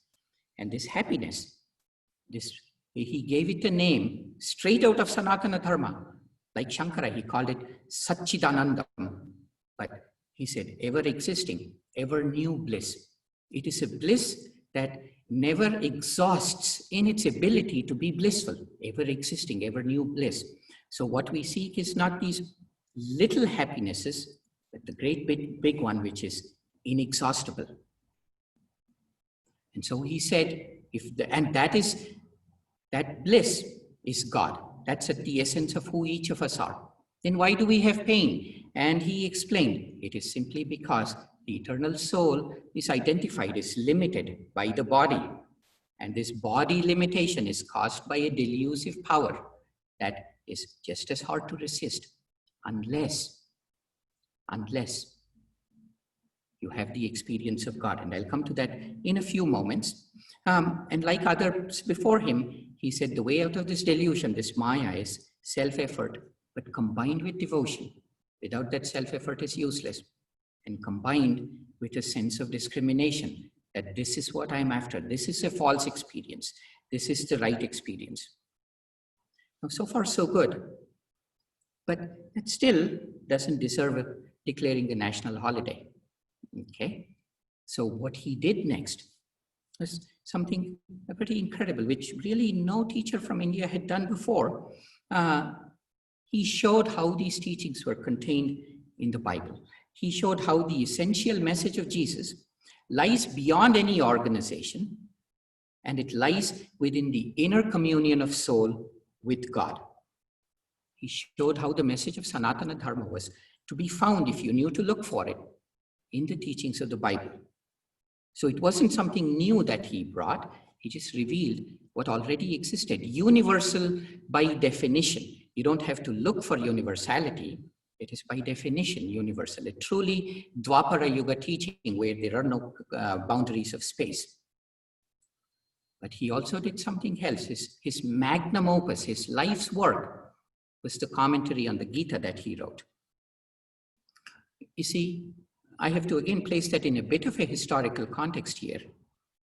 All the great teachers that I mentioned, not Buddha, but the others, Shankara and Ramanuja and Madhva and others, but they all had written commentaries on the Gita. That is the tradition. Whenever Sanatana Dharma is renewed by the inspiration of a new avatar, a new incarnation, go back to the Gita and recast it, re-explain it, make it relevant again in the context of the new age. And each of the previous commentators on the Gita they didn't say that they wrote it. They said that they tuned into Vedavyasa, the author of the Gita, and through that communion wrote what their inspiration was. And that's exactly what Master did too. He said specifically, he tells Swami that I didn't write it. I meditated on Vedavyasa and invited him to write through me. Who is following that same tradition. You see, Master didn't just bring the teachings of Sanatana Dharma to the West. A very crucial second aspect of his work was to take this revised, re-inspired, revitalized teachings back to the East, as we are seeing with Ananda's work spreading in India. So it's with coming to the US, bringing the teachings, revealing what was already here, taking it back and showing the nature of the true revelation of what was already there. He had both those missions. That's why in the autobiography of a reading that we saw in the first video, Babaji says, harmonious exchange between the Orient and the Occident. It's not a one-way street. So that's why Master wrote the commentary on the Bhagavad Gita. And here is another thing that he did, which was quite amazing, pretty much never been done through the Kali Yuga, through the Dark Ages. What he did is wrote the commentary in English. Now, you might think this is not a big deal. We are used to it. We are kind of spoiled by it. But the previous commentaries, I have read them. It was part of my PhD reading material. They were written in Sanskrit. They were very poetic, but you know, you need a degree in something to just start to understand it. But that was the nature of the times. But now it's there in English. It can go everywhere. The lingua franca of the world. He wrote it in simple English. And that's why during the end of his life, Swami Kriyananda, during a period of extraordinary, miraculous attunement with his master, with our master, he took the time to transcribe verbatim what Master had talked about, what he had dictated about the Bhagavad Gita during his time at 29 Palms, because Master's words need to be preserved. Millions will find God through this work, Master said, and that millions will find it through that work. And so it's a very important aspect of what he did. All of this comes under the first one. Remember I said, Master did two things. This was the first one, which was to reveal the teachings, to show the similarities between the East and the West, and to start that exchange. But the second thing that he did is experiencing God is far more important, not only far more important, is the only spiritual path. Not thinking about God, not gnosis, jnana, knowledge, that is, it has its place, but it's only an enabler, not pilgrimage, not temples, not rituals. They all have their place, not mantras, not tantras, not yoga practices. They all build in us the magnetism to go inward and experience God. That's why that episode with Dr. Lewis, right there, right at the beginning of his ministry, what did he do? He could have explained that passage in the Bible, and later, of course, he did explain. But he just put that aside and said, here, let me show you what that means. Come closer, sit on the mat. There you go. That was the second thing that he did. This is a very Dwapara Yuga consciousness. Show me. Don't tell me, don't instruct me, don't guide me, just let me know how I can do this myself. Self-realization. The teachings of Buddha from 2,500 years ago came with a Dwapara Yuga twist, not so much a twist, but a Dwapara Yuga mentality. He invented new techniques to help us get there. This self-realization, self-effort, energization exercises. Freeman here in Seattle often says, and I find this to be very inspiring, he says that energization is an exercise of the future. It'll be a while before people really appreciate the depth of it. It's such an extraordinary thing to connect the body and mind through the medium of energy, the age of energy. Don't connect the body and mind through other things, but connect it through energy. And he says, I will teach you how by opening your eyes, you can be awake for 7 days without needing sleep. How? Energization. Tune into your inner energy. He taught affirmations, the power of mind to heal the body. He taught the ancient techniques of pranayama, of mudra and bandhas. But most of all, he brought the great technique of Kriya Yoga. He said, this is the way to go beyond the scientific technique of God realization, the airplane route to God, this is the way to go beyond the reactive tendencies, to dissolve the I principle through action, karma, feeling, bhakti, and perception, jnana. He said, do it yourself. Don't read about it. So like Buddha, he emphasized self-effort. Like Shankara, he gave us a transcendental view of the nature of soul and spirit. And like Ramanuja and Madhva and Chaitanya, and of course, most importantly, like Jesus Christ, he taught us to love God. But he also taught us that all of these, this devotion and karma and this jnana, they are all tributaries of a great river that flows in the spine. So the real battle of life, he said, happens in the spine of each and every one of us. You can take that to the temple to be inspired.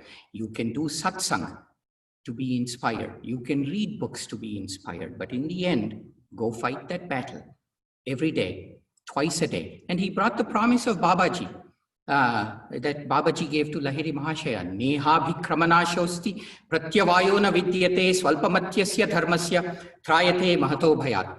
Even a little bit of practice of this inner religion will free us from dire fears and colossal sufferings. He said, no effort in this is wasted. You do Kriya today, miss tomorrow, that will stay with you. It's not wasted. What a great teaching to bring. This is why eventually there will be, January 5th will be a holiday.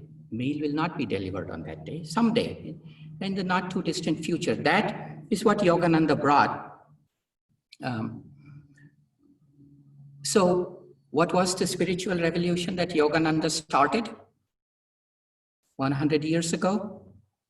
He said spiritual greatness is not limited just to a few souls, but it is for all.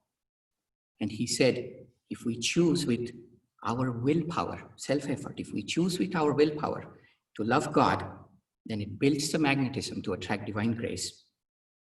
And he gave the technique of Kriya Yoga, which is the essence of this self-effort, through the medium of energy to fight the battle of life in each of our spines, in my spine and your spine and everybody else's spines. There's no sectarian differences. We all have the same spine. So this is why the work, we are the early disciples, and 100 years is not a great amount of time in the larger trajectory of any great teacher. 100 years after Buddha, 100 years after Jesus Christ, some of the Gospels were not even composed. Perhaps none of them were, I think. Maybe just one, the Gospel of Mark. But nonetheless, we are the early disciples, and there is a great work to take forward. So while 100 years is a long time, it's not a long time at all. So let me end my talk with two quotes, one from the Bhagavad Gita and one from the Bible, which is the essence of all of Yogananda's teachings, all of Master's teachings. The quote from the Bhagavad Gita is from chapter 18, and it says, Sarva dharman parityajya mamekam sharanam vraja aham tvam sarva papebhyo mokshayishyami masuchaha. Sarva dharman parityajya, forsaking all other dharmas, duties. Mamekam sharanam vraja. Remember me alone. Krishna is saying this to Arjuna at the end, chapter 18. After saying everything, he says, I got one more thing to tell you, my son. He says, forsaking all other duties, remember me alone. God alone. Aham tvam sarva papebhyo. I will free you from all sin. Mokshayishyami mashuchaha. I will give you emancipation. Do not grieve. And the quote from the Bible, the Gospel of St. John, where it is said of Jesus, and as many as received him, to them he gave the power to become the sons of God. In gratitude to God and our beloved Guru Deva, Om Shanti Shanti Shanti. Amen.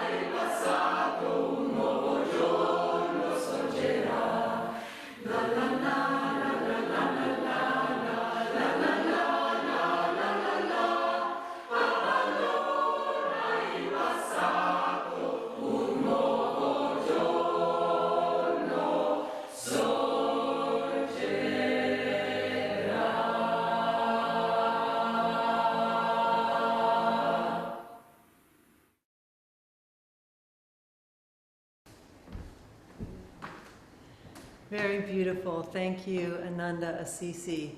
Next up, we've got the last of the three-part series of the video that Colleen Hennessy created and directed of Yogananda's arrival in Boston.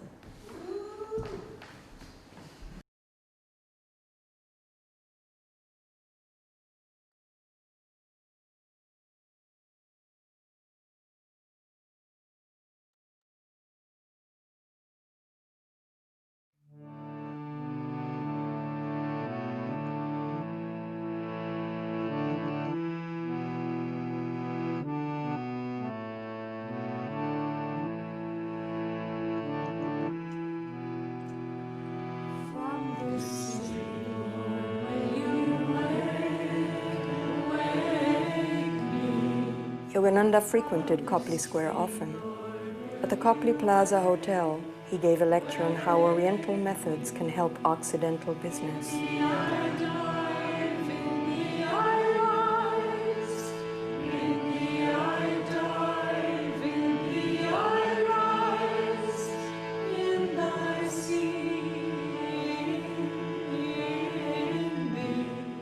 At Trinity Church, he enjoyed playing the organ. And across the park, at the Boston Public Library, a most memorable encounter took place. The Master received a letter telling him he was quite wrong in sponsoring Jesus Christ in America. "Don't you realize," the writer demanded, "that Jesus never even lived?" The letter was unsigned. A week later, he entered the Boston Public Library. There, the first thing he saw was a man seated on a bench under a large window. He went over and sitting next to him inquired, "Why did you write me that letter?" What do you mean? What letter?" "The letter in which you stated that I was wrong in sponsoring Jesus Christ in this country." But how could you possibly have known it was I who wrote the letter?" "Let's just say I have my ways," the Master responded with a smile. "And I wanted you to know that by the same power that led me to you, I know Jesus did exist and was everything the Bible says about him." They continued talking for a while about different spiritual topics.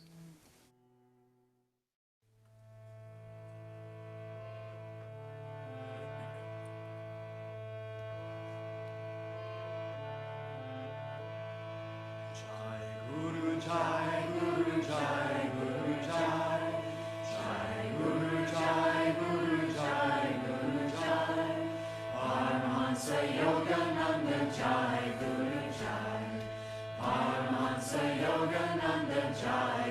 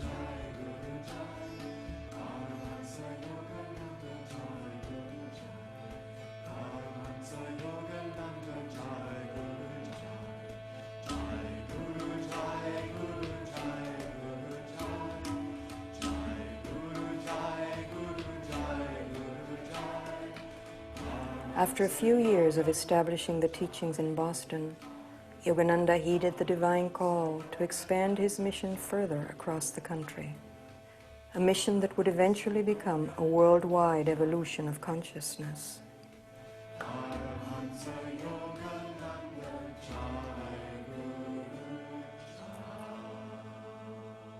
In 1923, toward the end of his initial stay in Boston, he published a book of poems titled Songs of the Soul, which included the following poem: On coming to the new old land, America.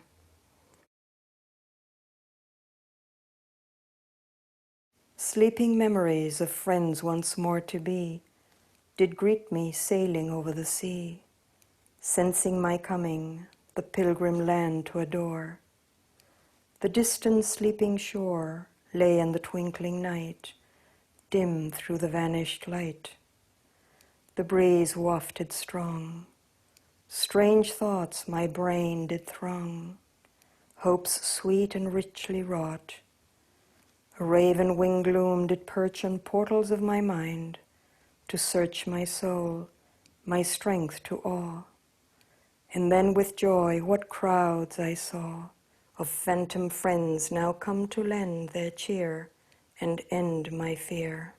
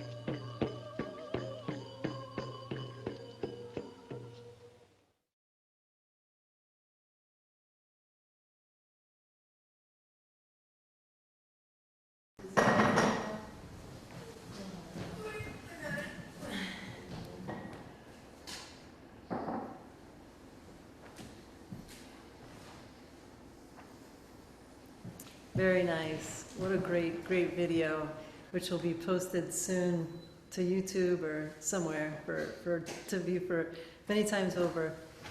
Our last speaker tonight is Nayaswami Jaya.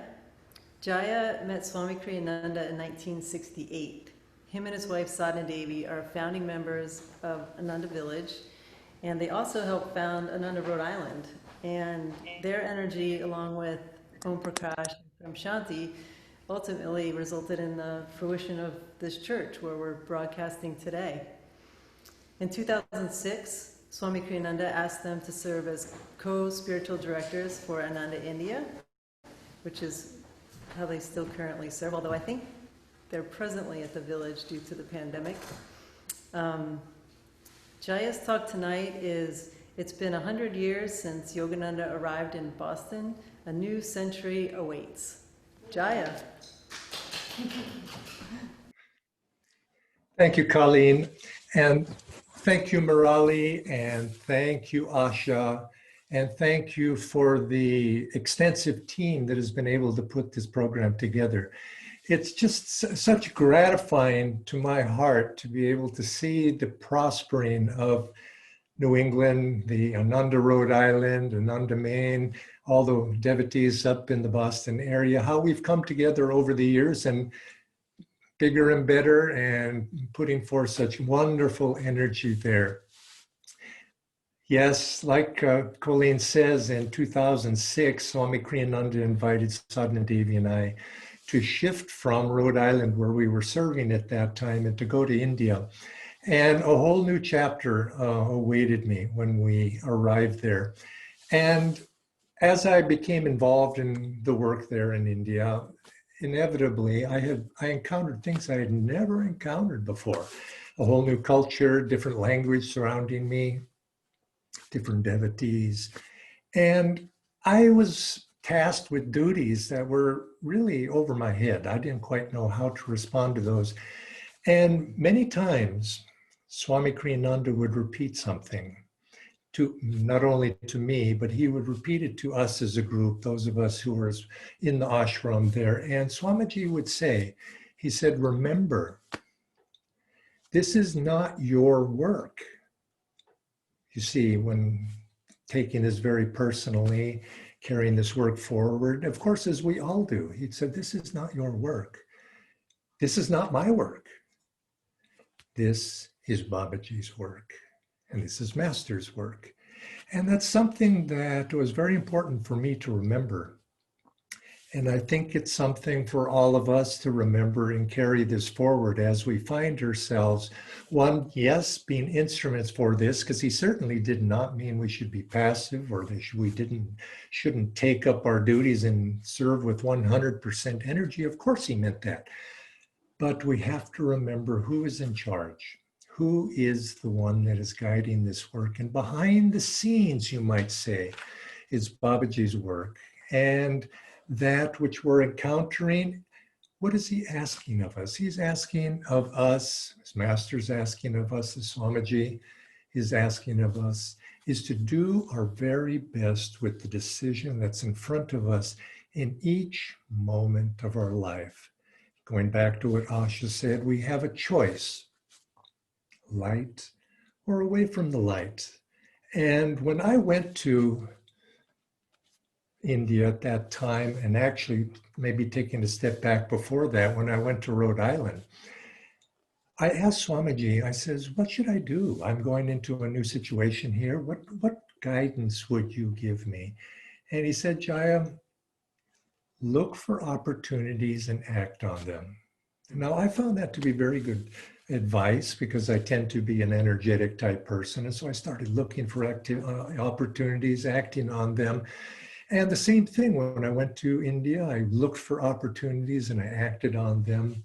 But something I began to notice, and this is only actually recently in the last year or two of my life, I looked at all those opportunities that I have had over the course of my lifetime.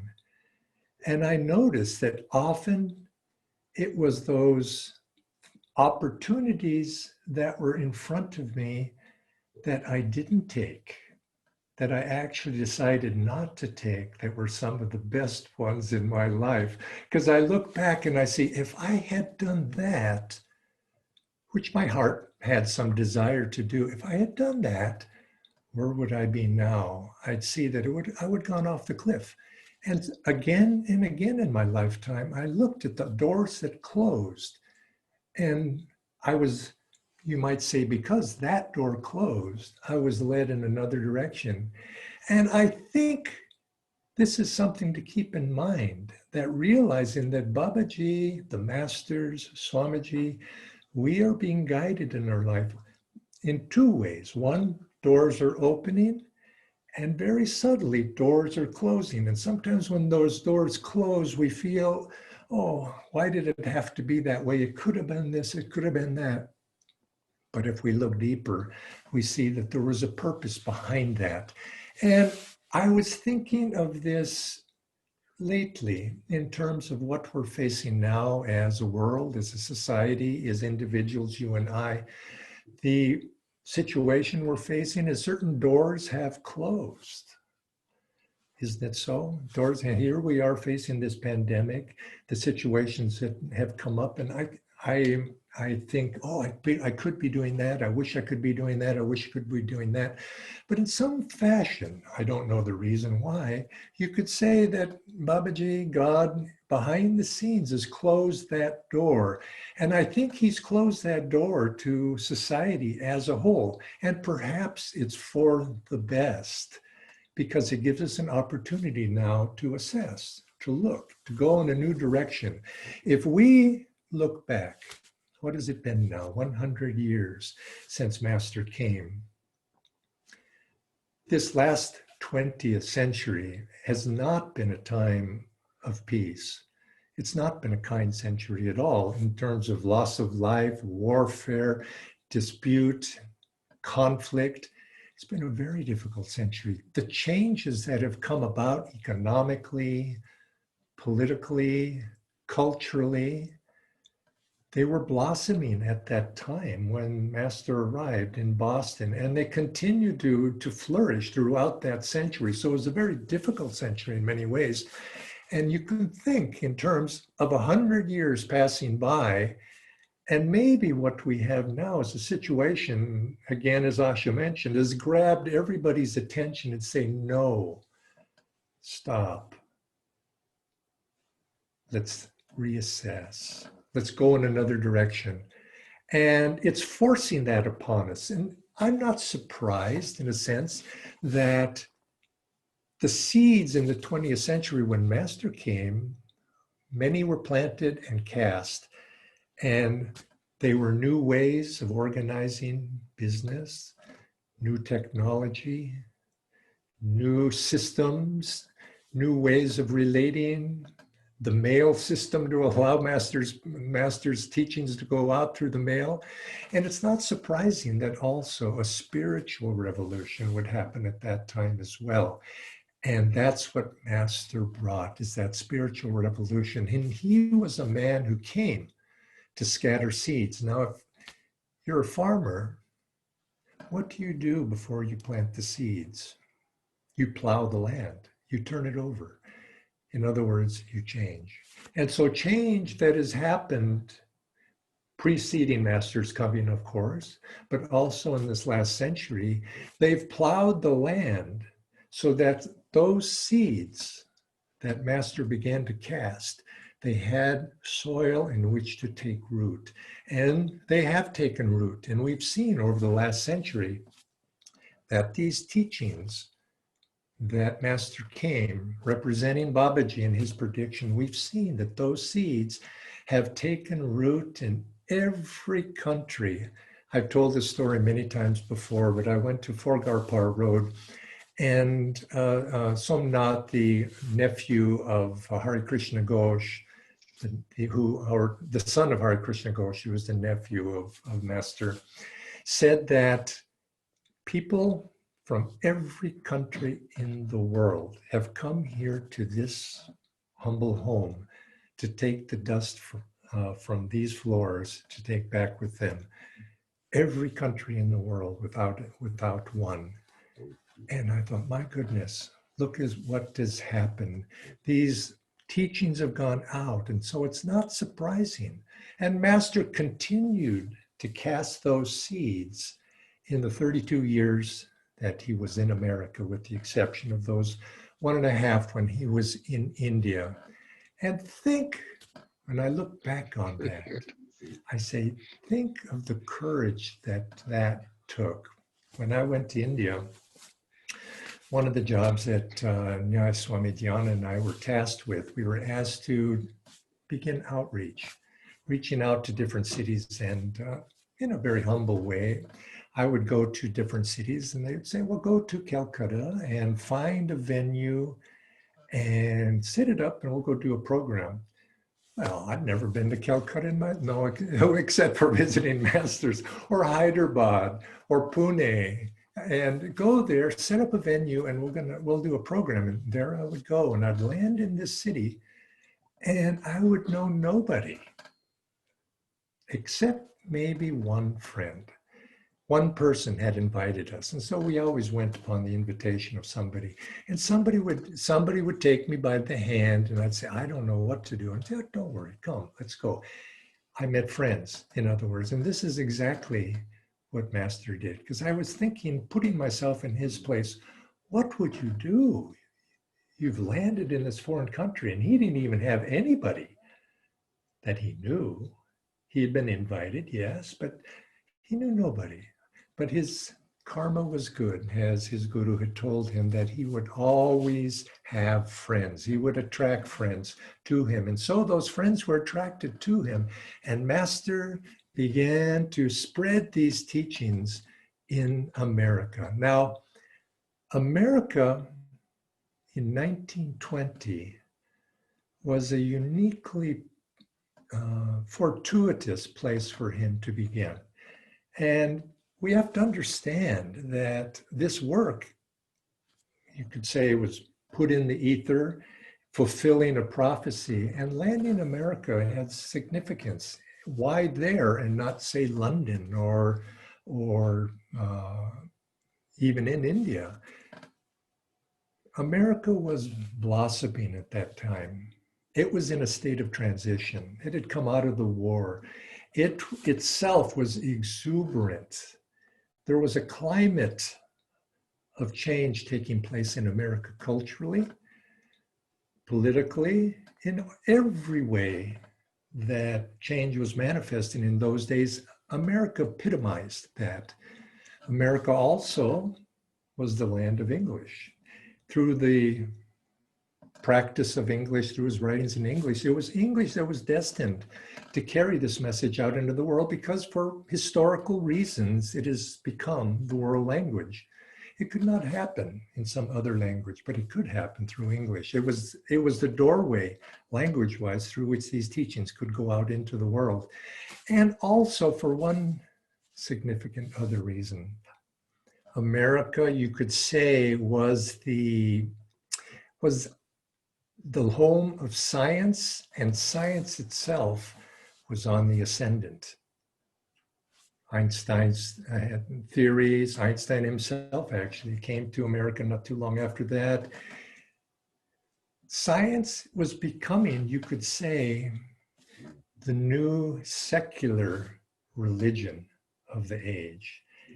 And picking up on that, seeing that that was what was going to be carrying mankind's thoughts into the future, he picked up on that. And what was his first lecture with the Congress to which he had been invited? The Science of Religion. And he was speaking to how people in a new culture, relatively new, certainly compared to India, were speaking. Science was going to be the medium, you might say, of thinking that was going to ascend and capture people. And what does science say? Hypothesis. Prove that hypothesis, develop a theory. And that's how he spoke. What is the science of religion? It's experience.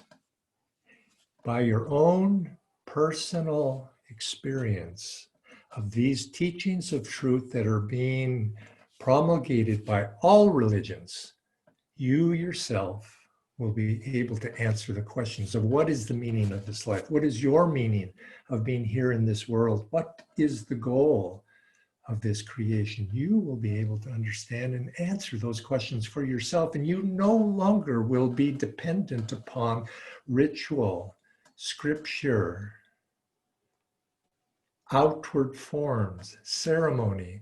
Now, that's not to say that those are not useful, but those were the medium through which spirituality and religion had been passed on in the age that preceded the one that we have entered into now. We've entered into an age of energy, and we have entered into an age of material science, for sure. But also we've entered an age of spiritual science. Let us use those principles, and let's not fight them. They're not bad. Science and sometimes is posed as an opposition to religion, but it is not. It was only an opposition according to the values and the outlook that people held in a Kali Yuga age. But in the modern age, we see that no, it's actually embodies the principles that we as spiritual scientists need to take into our own life. Do not accept simply because somebody says so. It's good to accept it with a modicum of trust, if it gets you to do something, but ultimately we must prove this for ourselves in our own inner experience. And so Master came with that message, the science of religion. Now, and he began, as I say, he was sowing seeds.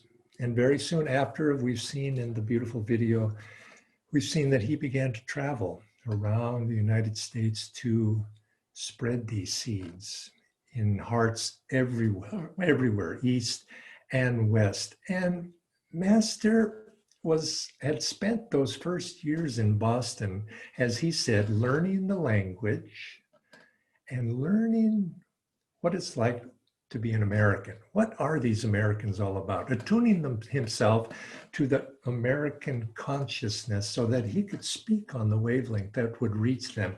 And I was, in preparing for this talk a couple of days ago, I went on the library and to extract a few quotations.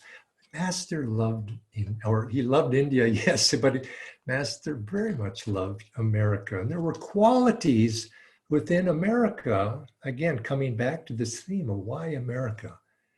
There were qualities of the American temperament that he appreciated quite a bit. And I want to read just a few. Of all the peoples in the Western Hemisphere, Americans are the most spiritually curious. And what is curiosity? You just don't take something at face value. Is that so? Americans don't do that. You can tell me something, but I got to see it for myself. You might say it, but It's so typical. Certainly it's typical of me, and I think it's many of you can relate to that.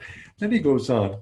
Americans have, to a much greater extent than in India, the consciousness that everything is possible if it can be done. I've heard many people say here, we will do it.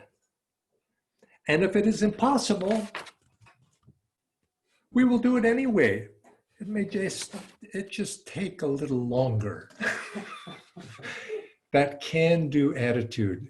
Now that was Master, isn't it so? You look at his life and that's how he was. This is, he said, give me a task, whatever it might be, and I'll accomplish that task. It may take a little longer sometimes, but he would do it. And he says, that's the attitude of a spiritual devotee that we have to take toward our own spiritual life within ourselves. We look at it and we think, oh my gosh, that mountain is so high, I can't possibly get up there. And he'd say, no, one step at a time, one foot in front of the other, and we can do that. And that's the consciousness that he liked. No mountain is too high. And that's what he appreciated. Eventually, Americans say, why not now? This is the spirit I like so much in this country. Yes, that's what he was. Because what? He embodied this energy, joyful expression of that energy. But then again, as I was reading this, I came across another quote I also want to feel in fairness to add. He said, but he also cautioned, America is the most active of all nations I have ever seen. In America, life is altogether too fast. In the Orient, it is too slow. A balance must be struck. Now, that's what he came for. And that's what he promulgated, a balance. Because remember, East and West is what his Guru told him, must come together in harmony. The best of the East must be taken into the Western consciousness. But yet, that efficiency, material efficiency, must be taken into the Eastern consciousness so that you have efficiency of material life balanced with efficiency of the spiritual life. And that was Master's mission, to bring about that. Obviously, Kriya Yoga, the tools to be able to accomplish that were part of that, integral to that. But the goal was to bring about a balance. and to reawaken sleeping saints here in the West to that. Sleeping saints that would then help take this message out into the world. And such has happened in the last 100 years. No country has been left untouched by his message. And people would say, well, that's good. His mission has been fulfilled. But as Swamiji said to, or his master said to Swamiji, when Swamiji asked him, hasn't everything been written that needs to be written? Master said, no, don't say that. Much more is needed. And this message of Master to Swamiji is something that I think all of us as disciples will want to take to heart. Much more is needed. But what of the future? What of the next 100 years? We've passed that first century. Now something more is opening up before us. And of course, there's been many predictions, as we know, been shared, that we're entering into a tumultuous age. But it's good to remember we have not come out of a peaceful age either. We have been in tumult. But this tumult is destined, you could say, to continue unless, you see, change happens in a positive way. You see, change is a good thing, but change is often resisted, and change can be in a negative thing or it can be a positive thing. The choice is before us. And if we were to swim with the stream rather than against the stream, that change would not be as painful or as disruptive or so objectionable. You can see now what's happening in East and West with the situation with the pandemic. People are resisting that. Why do I have to do this? Why do I have to do that? I don't like it. And the pain that this is causing people, and the turmoil, you could say, besides the physical sickness itself, the inner turmoil that is being created by this. If we could learn and expand that thought and learn to go with the stream that's happening rather than resisting that, we could overcome these tests much more quickly. Prediction is that we're in for a storm. But I would like to offer a hope also that nothing is inevitable. Just as negative circumstances in this world. Oh, it's negative, I have bad karma. Nothing is good or bad. It's how we respond to them that makes all the difference. And nothing needs to happen depending upon us and how we respond to it. But of course, each individual can do a little bit. A nation is the composite of the consciousness of millions and millions of people. So how our society responds to the challenges that we're facing will determine the extent of the disruption or the difficulties that may be in store for us. Now you could say, I used to, Asha was saying that when she would hear Swami's predictions of what Master said for the futures, and the sort of the image that came into her mind of materially everything being very returning to simplicity, that never was quite my vision. I always sort of thought of it as an asteroid is going to come and, like in the dinosaur age, or something's going to happen like that's going to be like that.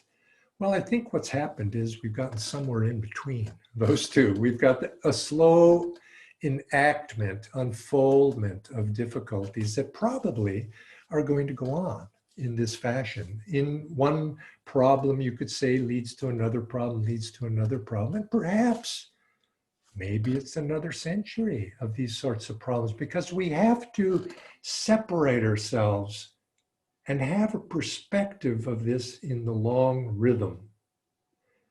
We cannot even see our own era properly because we're too close. We're so close and we say, oh my gosh, this is the worst thing that could happen. But you remove yourself and you can see that's but a blip on the screen. But I want to offer hope and remind you that we are in an upward direction.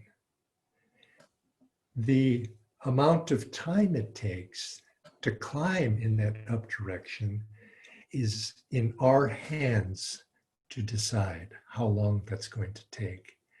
And secondly, this is Babaji's work. This is the work of the great masters. This is in God's hands. And there is a beneficial purpose to everything that happens if we see it from the perspective of a devotee as God's hand, God's work, God's will at play. But we too have a role to play in that. And to remember that the masters are guiding this work. Master came at the direction of his gurus, and he did not come empty-handed. He came with tools, foremost of being the tool of Kriya Yoga, to give us in our hands something that we could do. And in the daily practice of Kriya, we can change our consciousness to be able to respond to whatever is happening on a larger scale. But we might ask ourselves, well, what can any one person do really? Well, again, one person can do a lot. Swami Kriyananda, many times, who would refer to this. I remember I was with him at a small gathering when it was in the early part of the year, June perhaps. I think there was an anniversary at that time because it was a celebration of D-Day, the invasion of Europe. And he musingly, he said, so many people died in that invasion.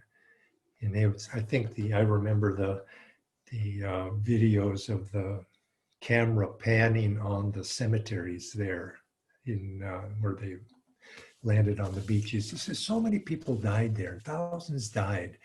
And in those first days, they only made progress measured in yards or kilometer, not much more. He says, but they established a beachhead. And if you were there at that day, you would think we haven't made much progress at all. He says, but from that beachhead, ultimately the army was able to turn the tide in Western Europe in that time. And he came back, says, and remember, we are that beachhead in this age that is coming. And it's our job, and he was saying this directly. I remember looking at me as one of the ones that on the seat there with Devi, looking, he says, and remember, many people died. Many people sacrificed at that invasion, but they established a beachhead. So I thought, oh my gosh. But I don't think I wasn't meaning that literally in that way, but he was meaning it in the sense of sacrifice. And in the years to come, I think we must expect challenges. And what's happening around the world, probably, we need to keep in touch with that. And yes, we like to know that, but isn't really the challenge manifests in our own individual life? I cannot affect what's happening in Stalingrad or in Berlin or in Tokyo. It's not my ability much to impact that, but yet I can. Because every action that I take, no matter how small, has an effect on everything. It's like the butterfly effect. A butterfly flaps its wings in Argentina and a storm appears in London. Now it's far-fetched, but there's a principle there. Anything we do has an effect. Anything two people do, a handful do, a group of disciples do. And if they do it with will, they do it with energy, and if they do it with concentration, that establishes a beachhead that will ultimately change the world. Swami would often reference back to the Italian Renaissance, and he says, look at how so few, those artists and those writers, and they came, and from that handful, that little area, what's known as the European Renaissance took place. He says, but it started with the few. I was reading a book just the other day, or last year actually, of the painters who started the Impressionistic movement in art. How was a few there in Paris? And they were rejected. But one by one, they began to paint because that's where their heart was. And Van Gogh, he painted, what did he make? $30 in his lifetime? And he would, in his lifetime, he'd say, well, what can one person do? I didn't succeed. It didn't happen. Well, if he was to look back now, he would say much has happened. And so it is with us. Each of us are faced, and I think this was the important point I took out of Asha's talk. Each of us are faced with a choice in every moment in life. Do I turn to the light, or do I turn my back to the light? And if we move into the light with each decision and it comes down, it's not in big ways, it's in right now, what I do today, what I do tomorrow. This joining hands with others who are doing the same are going to change the world. It is destined to be. Now, this is not saying that we are not going to face difficulties and that we are going to have to sacrifice. If a person is not willing to sacrifice, especially if you're a disciple, then God will look for another instrument, because that's what we are. When Swamiji said, this is Master's work, it's not your work, it's not my work, he didn't mean to say that we don't play a part.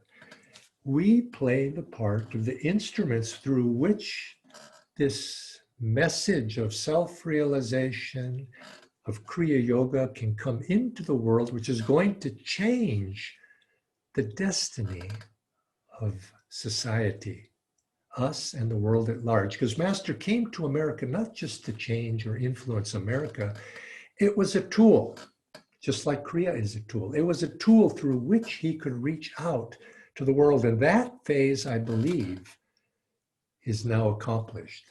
Master came to America, established his work in America. It's not accomplished in the sense that we have work to do in America, but this message has gone out into the world now. And now it's the duty of every disciple, whether they're of this path or disciples of God, of the truth, of Sanatana Dharma, it's their duty to take up the mantle and to pass it forward. And this is what we're seeing.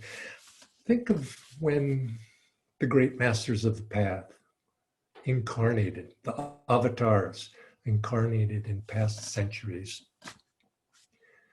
Jesus Christ, he came, he had 12 disciples, more disciples than that, but the 12 apostles, they went out, and 100 years after Christ's life, his death, how much had been accomplished?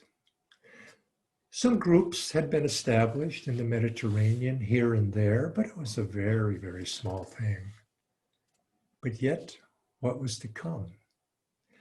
The Buddha, he attained enlightenment, gave that first sermon there to his friends who later became his disciples. And they went forth sharing the good news of what Buddha was sharing. But how many really came in his time? It was only much later that Buddhism, it struck a chord. It was the message that was needed at the moment to go out and resonate with people who were seeking. And so it is, it's said that the great masters have heard the call of aspiring souls in the ether and sent a message, an avatar really, into the world to share that message and to plant the seeds that ultimately would flower. Now remember, planting seeds, they flower best in soil that is upturned and cultivated. And that's where we are right now. We're in a time where this land has been cultivated. The earth is fertile, waiting for these seeds. They've been planted, and now shoots are coming up. We can water them, and ultimately the fruit, maybe not in our lifetime, will bear for the world at large, but certainly through the practice of what masters, Babaji, Swamiji, what they've given us, that fruit will bear in our own heart, in our own soul, because we need not wait for another century to come in order to understand and to enjoy the fruits of that labor within each one of ourselves. Through the practice of these techniques, Master said, souls in the West are waiting to be reawakened. And that's what they are. They're being reawakened within each one of us. If we pick up the mantle and choose to say, yes, I will. And be like those, what you would say, those Americans, eventually, why not now? That is the spirit I like so much in this country. And that's the spirit let's take forward and share with the world at large. God bless all of you.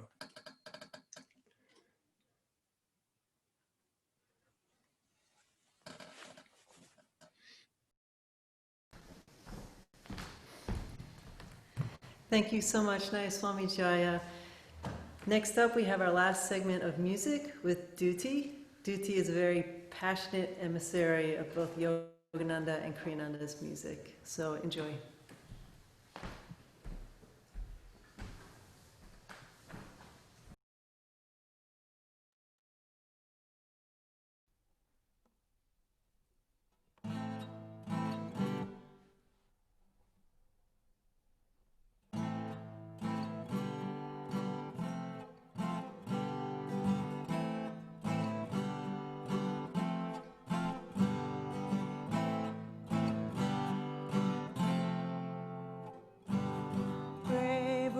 People who lived in these hills, brave the great warriors who confronted the foe, to defend what is holy, to defend what is true.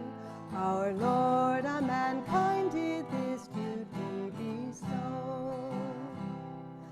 Glad all our children who people these hills, glad in the vision their hearts understand.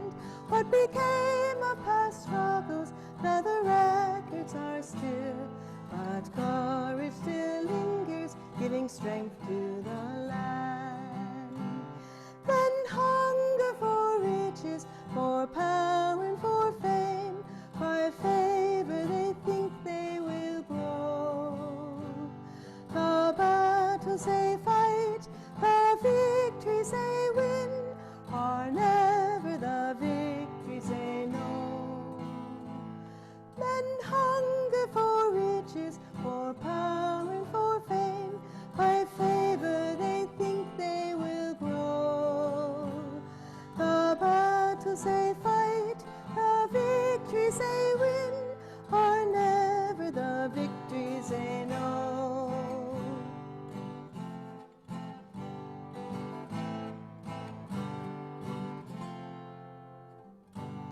Brave were the people who lived in these hills, brave the great warriors who confronted the foe, to defend what is holy, to defend what is true. Our Lord on mankind did this duty bestow. Our Lord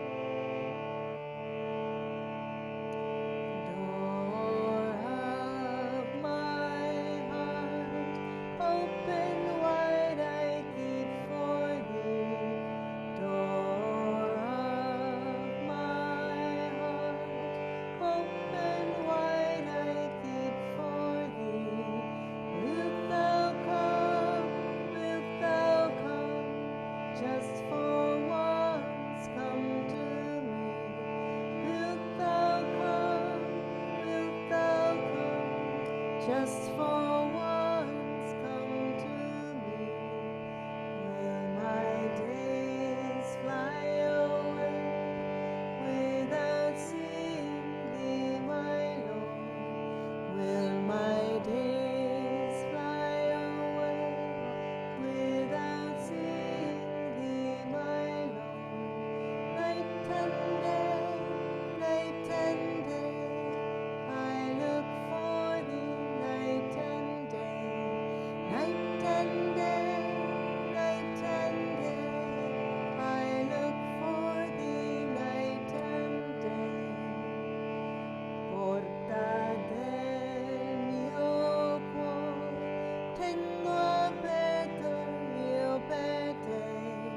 Porta del mio cuore, tengo aperta io per te. Verai tu, una volta vieni a me. Verai tu, una volta vieni a me. Fuggiranno i miei piedi senza vederti, Signore. Fuggiranno i miei piedi senza vederti, Signore. Notte di, io ti cerco, notte di,